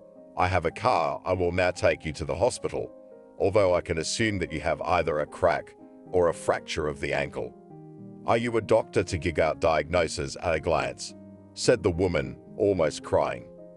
"I'm a paramedic, and my name is Byron," said the man, smiling. "I see," said Samantha, and tried to step on her sore foot, and then she cried out in pain. "No, this will not do," said the man, and picked up the woman in his arms. Samantha wanted to be indignant at the stranger's prank, but she immediately stopped as she realized that she could not manage without help. Meanwhile, the stranger gently held the victim in his arms and walked towards his car, which was parked not far away. As soon as the man approached the car, he lowered Samantha gently onto the snow-covered ground with the words, "Let's get in the car and I'll take you to the hospital." After that, Byron helped the woman into the car in the front seat and then opened the back door and commanded the dog to jump in. Only then did he get behind the wheel himself. Along the way, Samantha gave her name and told him in a nutshell that she was looking for her daughter. The man drove the woman to the hospital, then made a call and 2 paramedics came out with a stretcher. Before Samantha was to be carried away, Byron asked her a question. "You are likely to be offered hospitalization. Do you intend to stay in the hospital?" "Absolutely not. I still have to find my daughter. You know that," Samantha said. "Then I'll wait for you and we'll solve your problem together." "Don't contradict me," the man said, and signaled the orderlies to carry the woman. A short time later, Byron met Samantha, who had a cast on her leg. The man took Samantha in his arms again without any authorization and carried her to his car. And when he got behind the wheel, he said, "Dictate your daughter's number.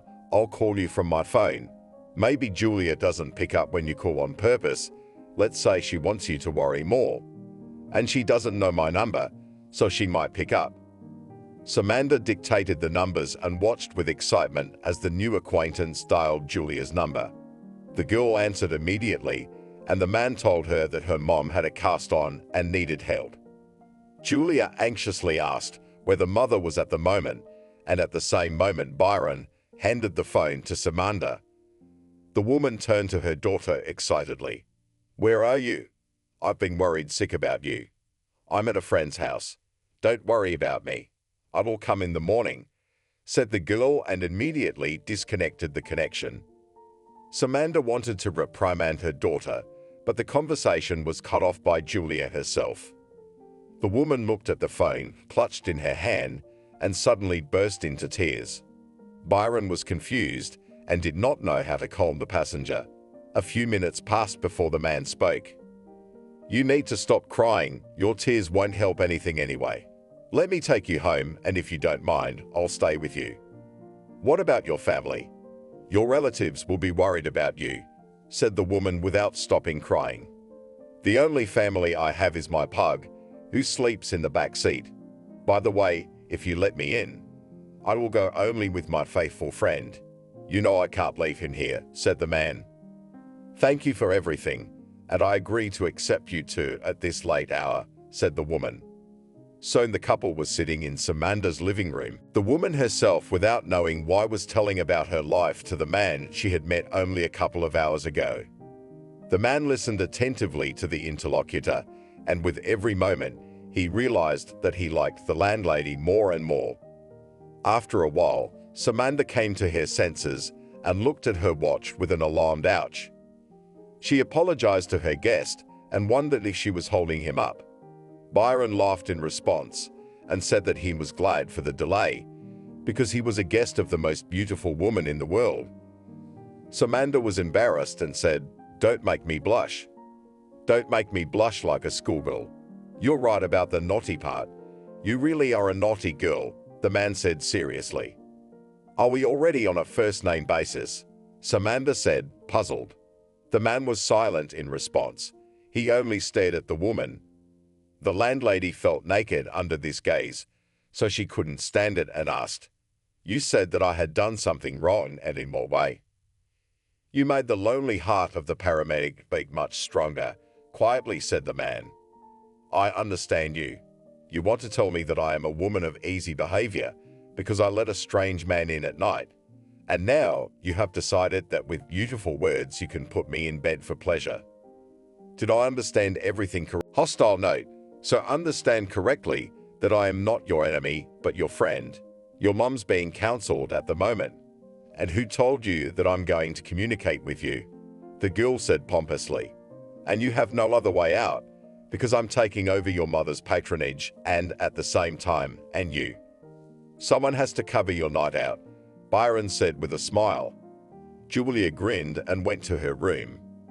Samantha wanted to yell at the guest, but the man gestured for the landlady to be quiet, and then the guest muttered that it was useless to scold her daughter now. The woman looked perplexed at the interlocutor, and he in turn said that now it was necessary to communicate more with Julia. Samantha flared up after these words and asked the man to leave the apartment. Byron, with a smile, took the replica of the woman he liked and said that he would visit Samantha in the near future. As soon as the guest left, Samantha called her daughter and lectured her for a long time on raised tones, and the girl looked indifferently at her mother. The woman felt that everything she said for Julia was parallel. At last, Samantha said, "If there is one remark from the school, then believe me, I will find a way to punish you. I can also tell you that there are special boarding schools for troubled teenagers, so I could overcome myself and send you there, so that they can teach you some sense." "I know what you mean. There is a fiancé, then from the daughter must get rid of," mockingly said Julia, and closing the door to her room through her mother. "Good idea, go ahead." Samantha clenched her fists powerlessly. She wanted to spank her daughter on her soft spot, but she realized that this method of upbringing was no longer suitable. The woman lay down. She tried to calm down, but it was not possible. Samantha fell asleep only in the morning. When the woman woke up, her daughter was already gone. Samantha looked at the clock. At this moment, Julia should have a break, and she decided to call Julia, but the girl dropped the call. And just a few minutes later, Samantha received a call from the class teacher informing her that Julia had stolen a cell phone from a junior high school student, and there were witnesses to the act. Samantha was stunned by this news. She told the teacher that she couldn't come to school. Victoria pronounced that she knew about the broken ankle. The teacher also said that the theft case would not be considered at the pedagogical council, and Julia would be registered at the children's police station. After the conversation, Samantha sat down and cried. She did not know how to get in touch with her daughter.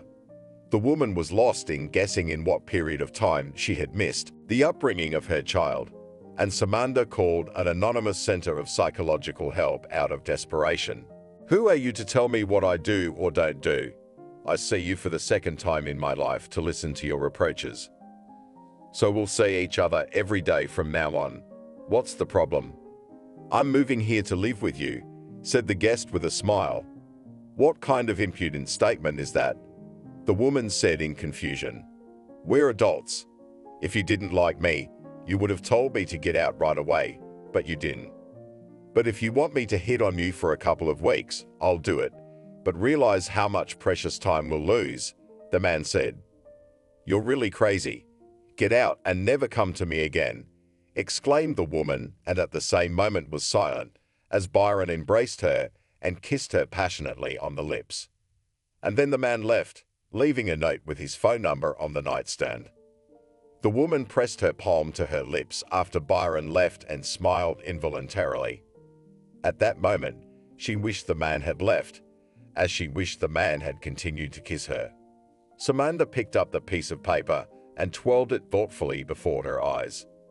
2 weeks had passed since Byron had left, and the man had not made himself known.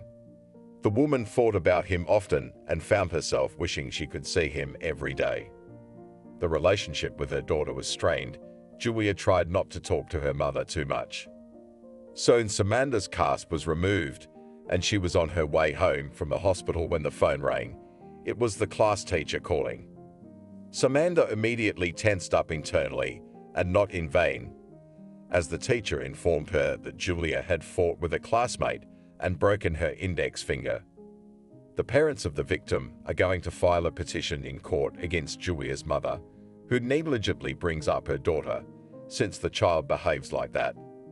Victoria advised Samantha to go to the girl and try to settle the conflict. Samantha thanked the educator for the call and disconnected the connection. The woman took a cab and went to the victim's house. Samantha immediately asked for herself and her daughter to apologize to the girl and her parents. And then the woman said, "I realize that my daughter has committed a terrible act and it is impossible to turn a blind eye to it. But I have a compelling request to you not to file an application to the court. Let me give you some money in the form of compensation for moral harm. Understand me correctly. I do not want publicity in this case." The parents of the victim named the amount they would like to have and asked Samantha to talk strictly with her daughter, as they will not tolerate such behavior for the second time. The woman tearfully promised that she would talk to Julia today, after which she once again thanked the owners of the apartment for everything. Samantha returned home in a depressed state. Her way passed through the apartment building where a friend of her daughter lived. The woman looked gloomily at the entrance where Sarah lived. She blamed her daughter's friend for all her troubles. Samantha mentally imagined how she would like to reprimand the girl now. The woman was so engrossed in her thoughts that she didn't immediately hear someone calling her name. Samantha turned to the side and saw Byron, who was walking with a dog. The man approached her and said, "I see you are in a foul mood again. I wish I could admire your smile and never see you cry. You know, and I'm so glad to see you, but you disappeared and never gave any news about yourself," said the woman sadly. "You had my phone number, and you could have called me at any time of the day or night, and I would have come right away. I have a proposition for you. Let's go to my place. I'm having a little party tonight, and I don't want to celebrate alone," Byron said. "What kind of celebration?" the woman asked quietly. "It was to celebrate a paramedic's length of service. I've been a paramedic for 20 years, he said with a smile. Wow, such an event is not a sin to celebrate. But I don't have a present, Samantha said. For me, the gift is you. Now let's go to my place, said the man cheerfully. And now the couple sat in Byron's one-room apartment. The man put in front of the guest a vase with sweets, as well as a small purchased cake and poured tea. They were sitting and talking peacefully when Samantha suddenly asked, I don't understand one thing. Why do you live without a soulmate? After all, you are handsome, not old, tactful in communication. I was married and have a grown-up son who went abroad to live. With my wife divorced more than 8 years ago. At one time I loved her very much, and she cheated on me. Then I took offense at the whole world and gave myself completely to work, excluding from his life of the fair sex, but up to a certain point. And you know what it was, said the landlord quietly. I don't know, said the woman, who guessed perfectly well what her interlocutor was talking about.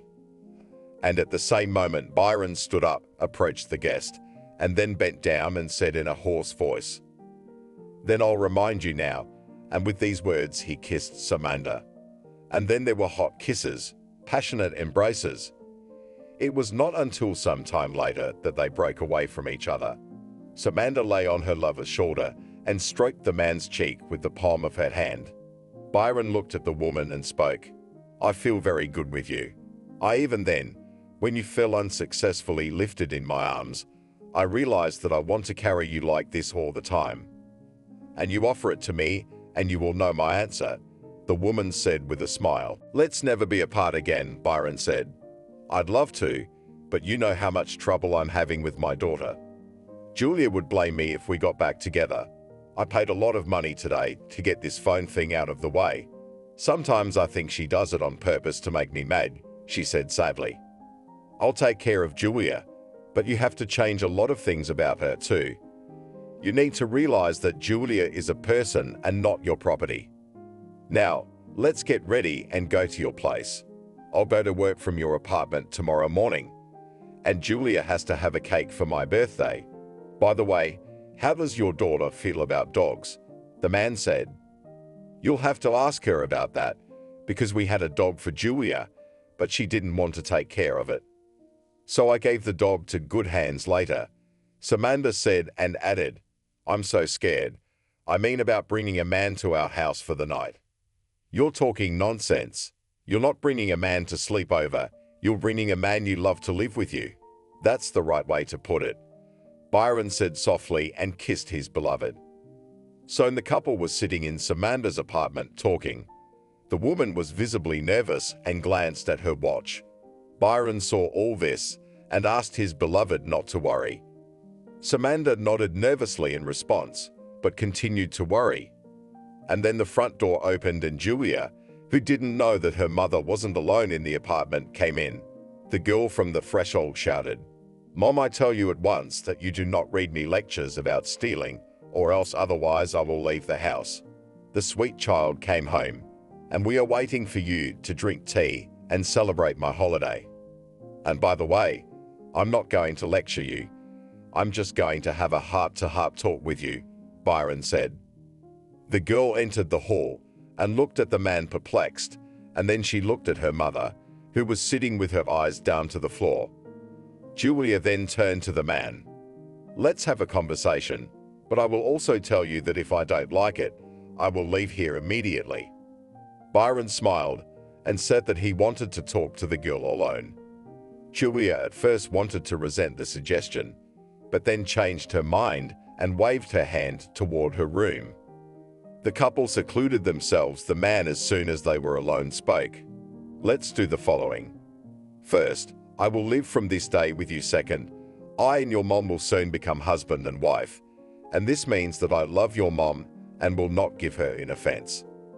Thirdly, from this day forward, you will stop stealing and generally behaving inappropriately. I, for my part, pledge to treat you with understanding and respect, and in doing so, I'd also want to be your friend. How's that sound? Isn't that a lot to take on, Uncle? When you pay, then we'll talk. Julia said with a smear and then added, "You have to pay for pleasure. And if you want to sleep with my mom, you have to shut your stepdaughter's mouth with bills. You sound like a local thug, but I can live with that. We'll agree on finances, but you stick to my 3 points, how to behave," said the man, and just wanted to leave as he turned and added, "And you should not call me uncle. It sounds vulgar from your lips, but Byron and address me on you will be just right. By the way, I came here with my dog. His name is Walter. He loves to be petted." Byron left Julia's room and walked towards Samantha, who was staring at him questioningly. The man stroked the woman's hand and pronounced that Julia knew about everything and that she would change from this day forward. Samantha looked at her lover incredulously, and he only winked at her in response. The next day, Byron left for work early in the morning and kissed his lover before leaving. Only behind the man closed the front door as Julia ran up to her mother and asked when she had time to seduce this paramedic. Samantha cringed at her daughter's words like a toothache and asked Julia to choose her words. Julia only laughed mockingly in response. A couple of days later, Samantha and her lover filed an application in the registry office. The woman was happy because next to her was her favorite person and her daughter became more malleable. However, the idyll in the family did not last long. Already after Byron and Samantha signed, then Julia declared herself. The girl began to demand more and more money from her mother's husband. The man gave at first within reasonable limits, but then her appetite for finances increased, and he told her that he would receive pocket money every day, but in smaller amounts. Julia's reaction to this announcement was lightning fast. She didn't come home for the night. Samantha roared all night, and when her daughter showed up in the morning, gave her a huge scandal. She slapped her in the face. Julia only laughed in response, and then suggested that the mother to talk about this topic with her husband. A few years later, Julia finished 11 grades. During this time, Samantha and her husband repeatedly blushed for the girl's actions at pedagogical councils, on the Commission on Juvenile Affairs, as well as in front of the parents of the affected students. Samantha repeatedly tried to talk to her daughter to educate her. Often the woman did not hold back and went to shouting during explanatory conversations. Byron at such times tried to pacify his beloved and not to shout at Julia. The man wanted the girl to express why she behaves like this, but the stepdaughter refused to contact him in a friendly way. And so the day before her 18th birthday, the girl appealed to her stepfather with a request that he give a round sum of money. The man asked what exactly, and Julia voiced the figure. Byron, having heard with surprise, whistled and said, "Your appetite, dear lady, has grown by leaps and bounds. May I ask what kind of business you need so much money for? After all, on this amount you can live at least a couple of months without needing anything. Do you care? It's my birthday, and I want to celebrate it in a big way after all. Not every day you celebrate such a date," said the girl. "But I don't have that much money. I could offer you only a third. I understand that it's your birthday, but you have to balance your income and expenses," the man said. Julia snorted in response and waited for her mother to come home from work to talk about it.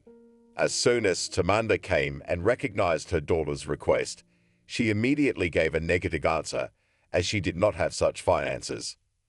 A scandal broke out between the mother and Julia first called her mother a foul word and slapped her on the cheek, and then locked herself in her room.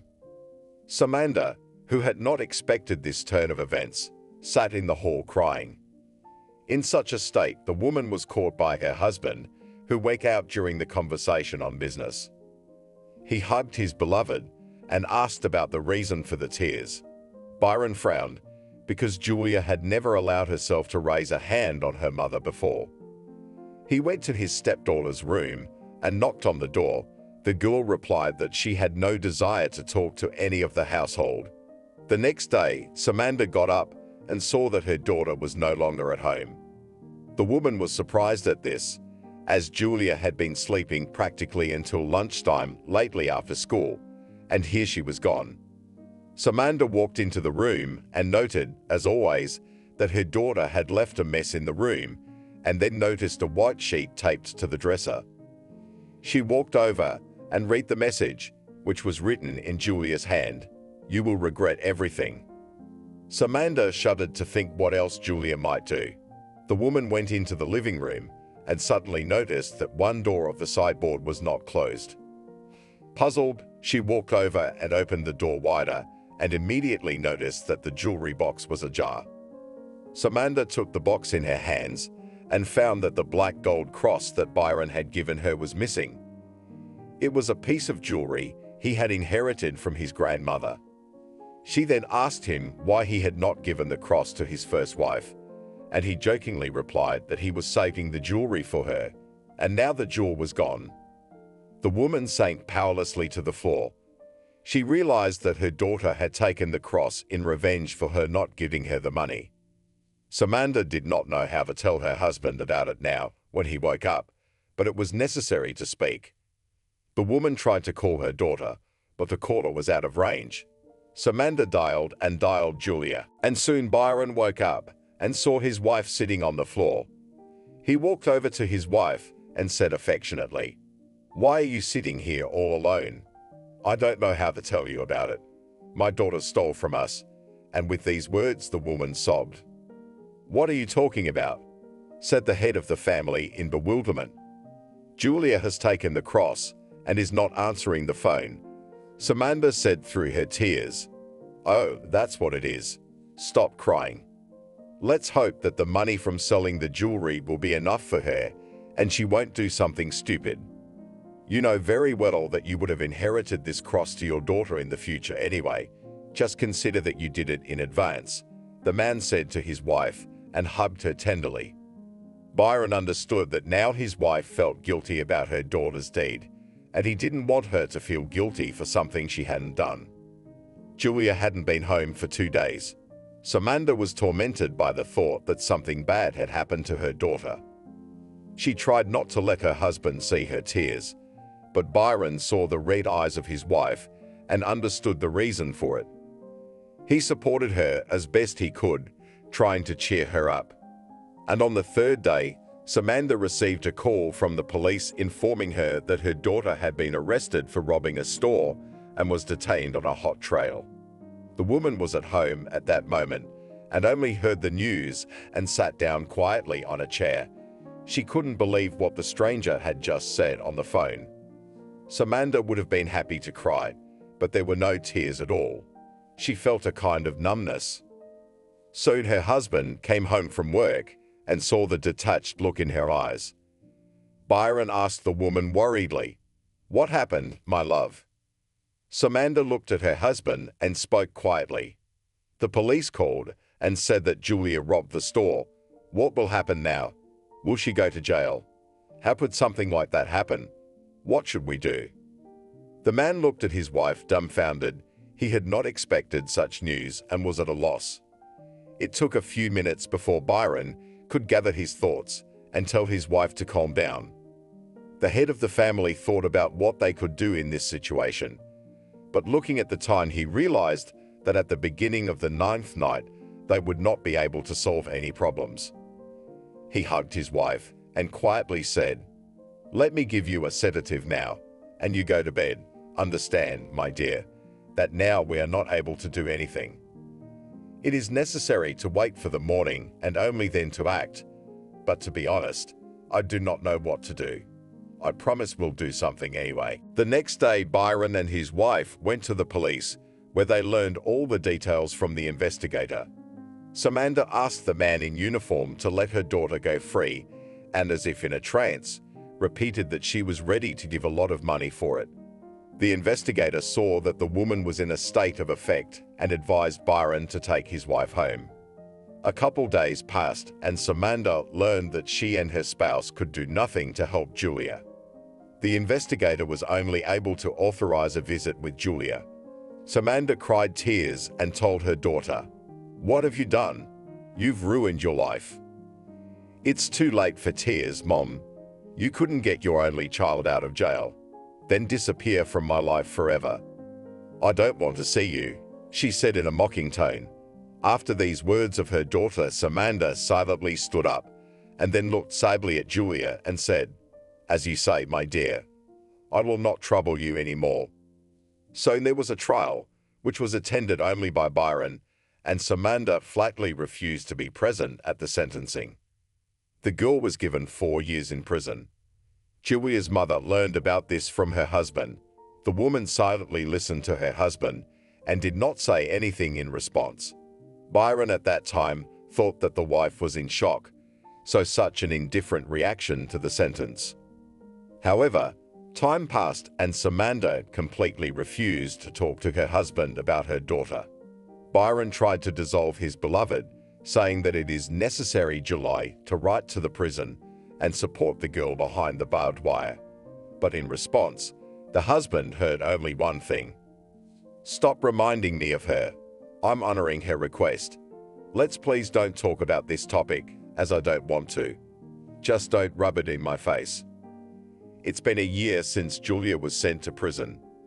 Samantha had steadfastly refused to talk about her daughter all that time, and Byron had stopped bothering his wife with reminders of Julia. He did not want to cause her mental anguish, as he saw that as soon as they started talking about Julia, Samantha became nervous and he had to give her a sedative. However, Samantha did not understand in the past year why her husband had 2 business trips for professional development, and she suspected her husband of adultery. And it also became a reason that Byron started taking extra shifts at night. Samantha couldn't take it anymore and asked him point blank, "Did you get another woman on the side? What makes you say that?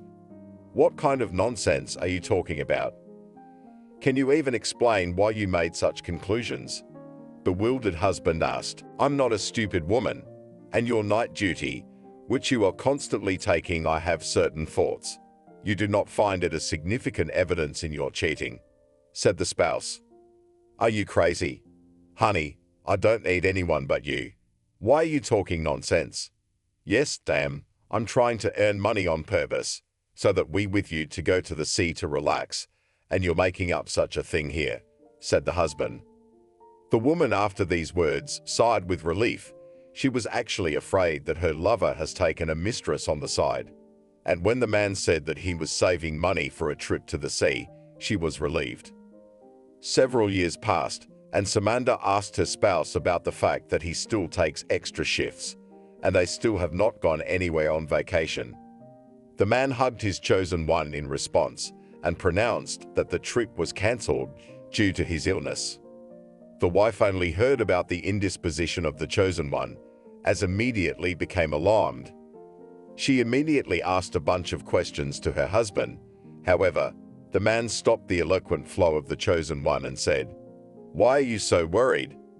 A simple ailment, and do not need to now so immediately think about the bad. Give me time and everything will be normal. I just need to lie down in the hospital and improve my health. Wait, are you suspecting me of adultery again? Oh, you naughty girl. Tell me the truth about yourself. I beg you." With tears in her eyes, said the woman, who was afraid of losing her loved one. And in response, she heard Byron's words, "My darling, I'm all right. You do not worry, but I have a serious conversation with you. I know you don't want to talk about your daughter because you're in a shell, but it's time to crawl out of it. Realize that Julia is your own child and has made mistakes in her life, and more than one, but she needs to be given a chance. You have to meet her. That's out of the question. Do you want us to have a big fight?" "I don't feel like it," Samantha said dryly. "Well, my dear, we will not talk about it today," Byron said humbly. He hoped to have a conversation with his wife about her daughter. The man was disappointed that his wife was once again taking the conversation on the subject in stride. He knew he didn't have much time left to reconcile mother and daughter. A little over 2 months after that conversation, Byron passed away from brain cancer. This was a big blow to Samantha, as her husband was well aware of his illness and had kept it from her. She learned about it from her husband's colleagues, who reported that her husband asked her not to inform her about the disease in any case, as he was worried about her condition. This circumstance most of all rubbed her soul, because the loved one knew that he was dying and worried about her. When the funeral took place, Samantha sobbed in despair. The woman could not believe that now she was left alone without her loved one. She watched the coffin being lowered into the pit and wanted only one thing at that moment, to be near her husband. After the funeral, a couple of days passed and the woman, having visited the grave, came home, as suddenly felt that there was someone in the apartment. She herself did not know where this premonition came from. She went through the rooms, but there were no traces. Samantha scolded herself mentally for being suspicious. However, the feeling that someone had been in the apartment did not let go, and the woman decided to check the spare keys to the apartment, which she and her husband kept in the chest of drawers.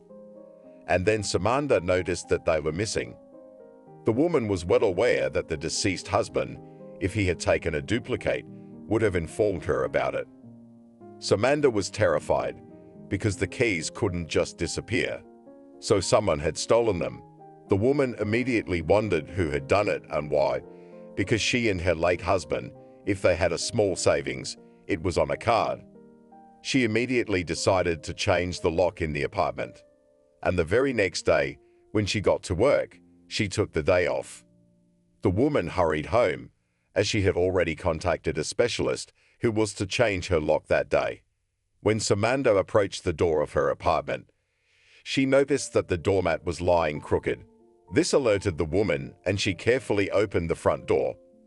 Samantha entered the apartment and suddenly froze with horror as she saw her own daughter rummaging through her things. All the woman could manage to say was, "Julia," and with these words she lost consciousness. Samantha woke up some time later. Her daughter was sitting beside her, her eyes reddened with tears. Julia quietly said, "I'm sorry, Mom, but we need to talk. Are you able to do that now, or should I call for an ambulance?" "Date, how did you get here?" Barely audible mother said. "I have a lot to tell you, but please let me speak," Julia said. "I'm listening to you," Samantha said, still not understanding what was happening. "Mom, I'm very sorry to you, but it's not about that now. Your husband was a wonderful man, and I'm ashamed that I treated you and him like a pig after I sent you away. But you remember that Uncle Byron didn't leave me. He came to see me once every 6 months, and he told you that he was going on a refresher course, and he took extra shifts on duty, and again to bring me a package to the prison. Your spouse, I know, tried to reconcile us, because he repeatedly offered me to write to you, but I had a grudge against you since childhood, and I told him about it. I told him that you put your job ahead of me, and that you did. Don't argue with me now, because I'll explain it to you later. Eventually, I got out of detention and Byron came to my rescue. He offered to let me live in his apartment. I had no other choice, as I didn't want to go to you. And soon I met a man I fell in love with and got pregnant and then gave birth. That's when I found out about Byron's illness, and he strictly ordered me not to tell you. Mom, your husband loved you very much. I envied you, to tell you the truth. That's when I realized when I gave birth to my son and named him after Byron, I realized what a mother is and how I hurt you unfairly all that time." "Wait, Julia, how did you get here? How did you get the keys? What are you looking for here?" Samantha said incomprehensibly to her daughter. Julia looked at her mother with excitement and wanted to continue talking, but she couldn't, because she cried and knelt down in front of her mother with the words, "You forgive me. I am so guilty before you. I don't know how to apologize to you. It's just that Byron gave me the keys and told me before he passed away that in one of your books he left me and my son money, and he also took a promise from me that I would make peace with you. But I was afraid, so I came in here sneaking away from you, but you came in early from work today. I didn't expect this meeting myself as I wasn't prepared for it." Julia paused with these words. Samantha listened to her daughter's last words in silence, and then lifted Julia from her knees and cried, as she had just realized that her husband, being seriously ill and noting that he had not long to live, was trying to reconcile her with her daughter. The woman realized that Byron loved her sincerely, and she had doubted him for nothing. This realization pressed Samantha the most, and at the same moment, she suddenly realized another thing as well, that she was now a grandmother. The woman only managed to utter, "Where is my grandson? Where is Byron? Mom, do you forgive me?" Julia said with tears in her eyes, "Oh, be quiet, daughter, of course. I've wasted so much time. How old is my grandson?" Samantha said quietly, "He is 2 years old, and he has seen his grandfather Byron." The young woman said, "I want to see him." Samantha said and added, "Did you find the money Byron told you about?" "No, I don't remember your favorite book." "Uncle Byron told me it was in your favorite book," Julia said. "I know what edition it's in. Take the book, Singing in the Blackthorns, Byron, and I used to read it together," the woman said. Julia hugged her mother. Only now she realized how much she missed her mother and how much she missed her. The young woman could barely hold back the tears that had come again. Julia wanted at this moment to make her mother understand how remorseful she was for her behavior, and Samantha, sensing her daughter's condition, asked, "Now you know what it is to be a mom. Will you make my mistake? After all, once I gave myself to work simply, forgetting about you, and did not give that proper communication, which I should have given to my own child. Mom, I learned a good lesson, but I'll be honest, it was thanks to Uncle Byron. I'm happy for you, and I hope that you and I will never be at odds again." Samantha said and then asked, "Is the father of your child with you?" "He is my boy, just like I am your daughter. He and I broke up before Byron was born, and I'm grateful for that, because he's not much of a father. Now, why don't we go get Byron? He can't stay without his mom for long. I left him with a friend. And now, when he finds out that he has a grandmother, he'll be happy, because he's a loving kid," Julia said. "What are you talking about? Sure, let's go." "Daughter, I love you very much. I'm sorry for everything," said Samantha. "Mom, I'm sorry too. I've made a lot of mistakes, and I'm grateful that you had a wonderful man in your life, whom you loved and he loved you, and who made me understand what love is," said Julia, looking fondly at her mother.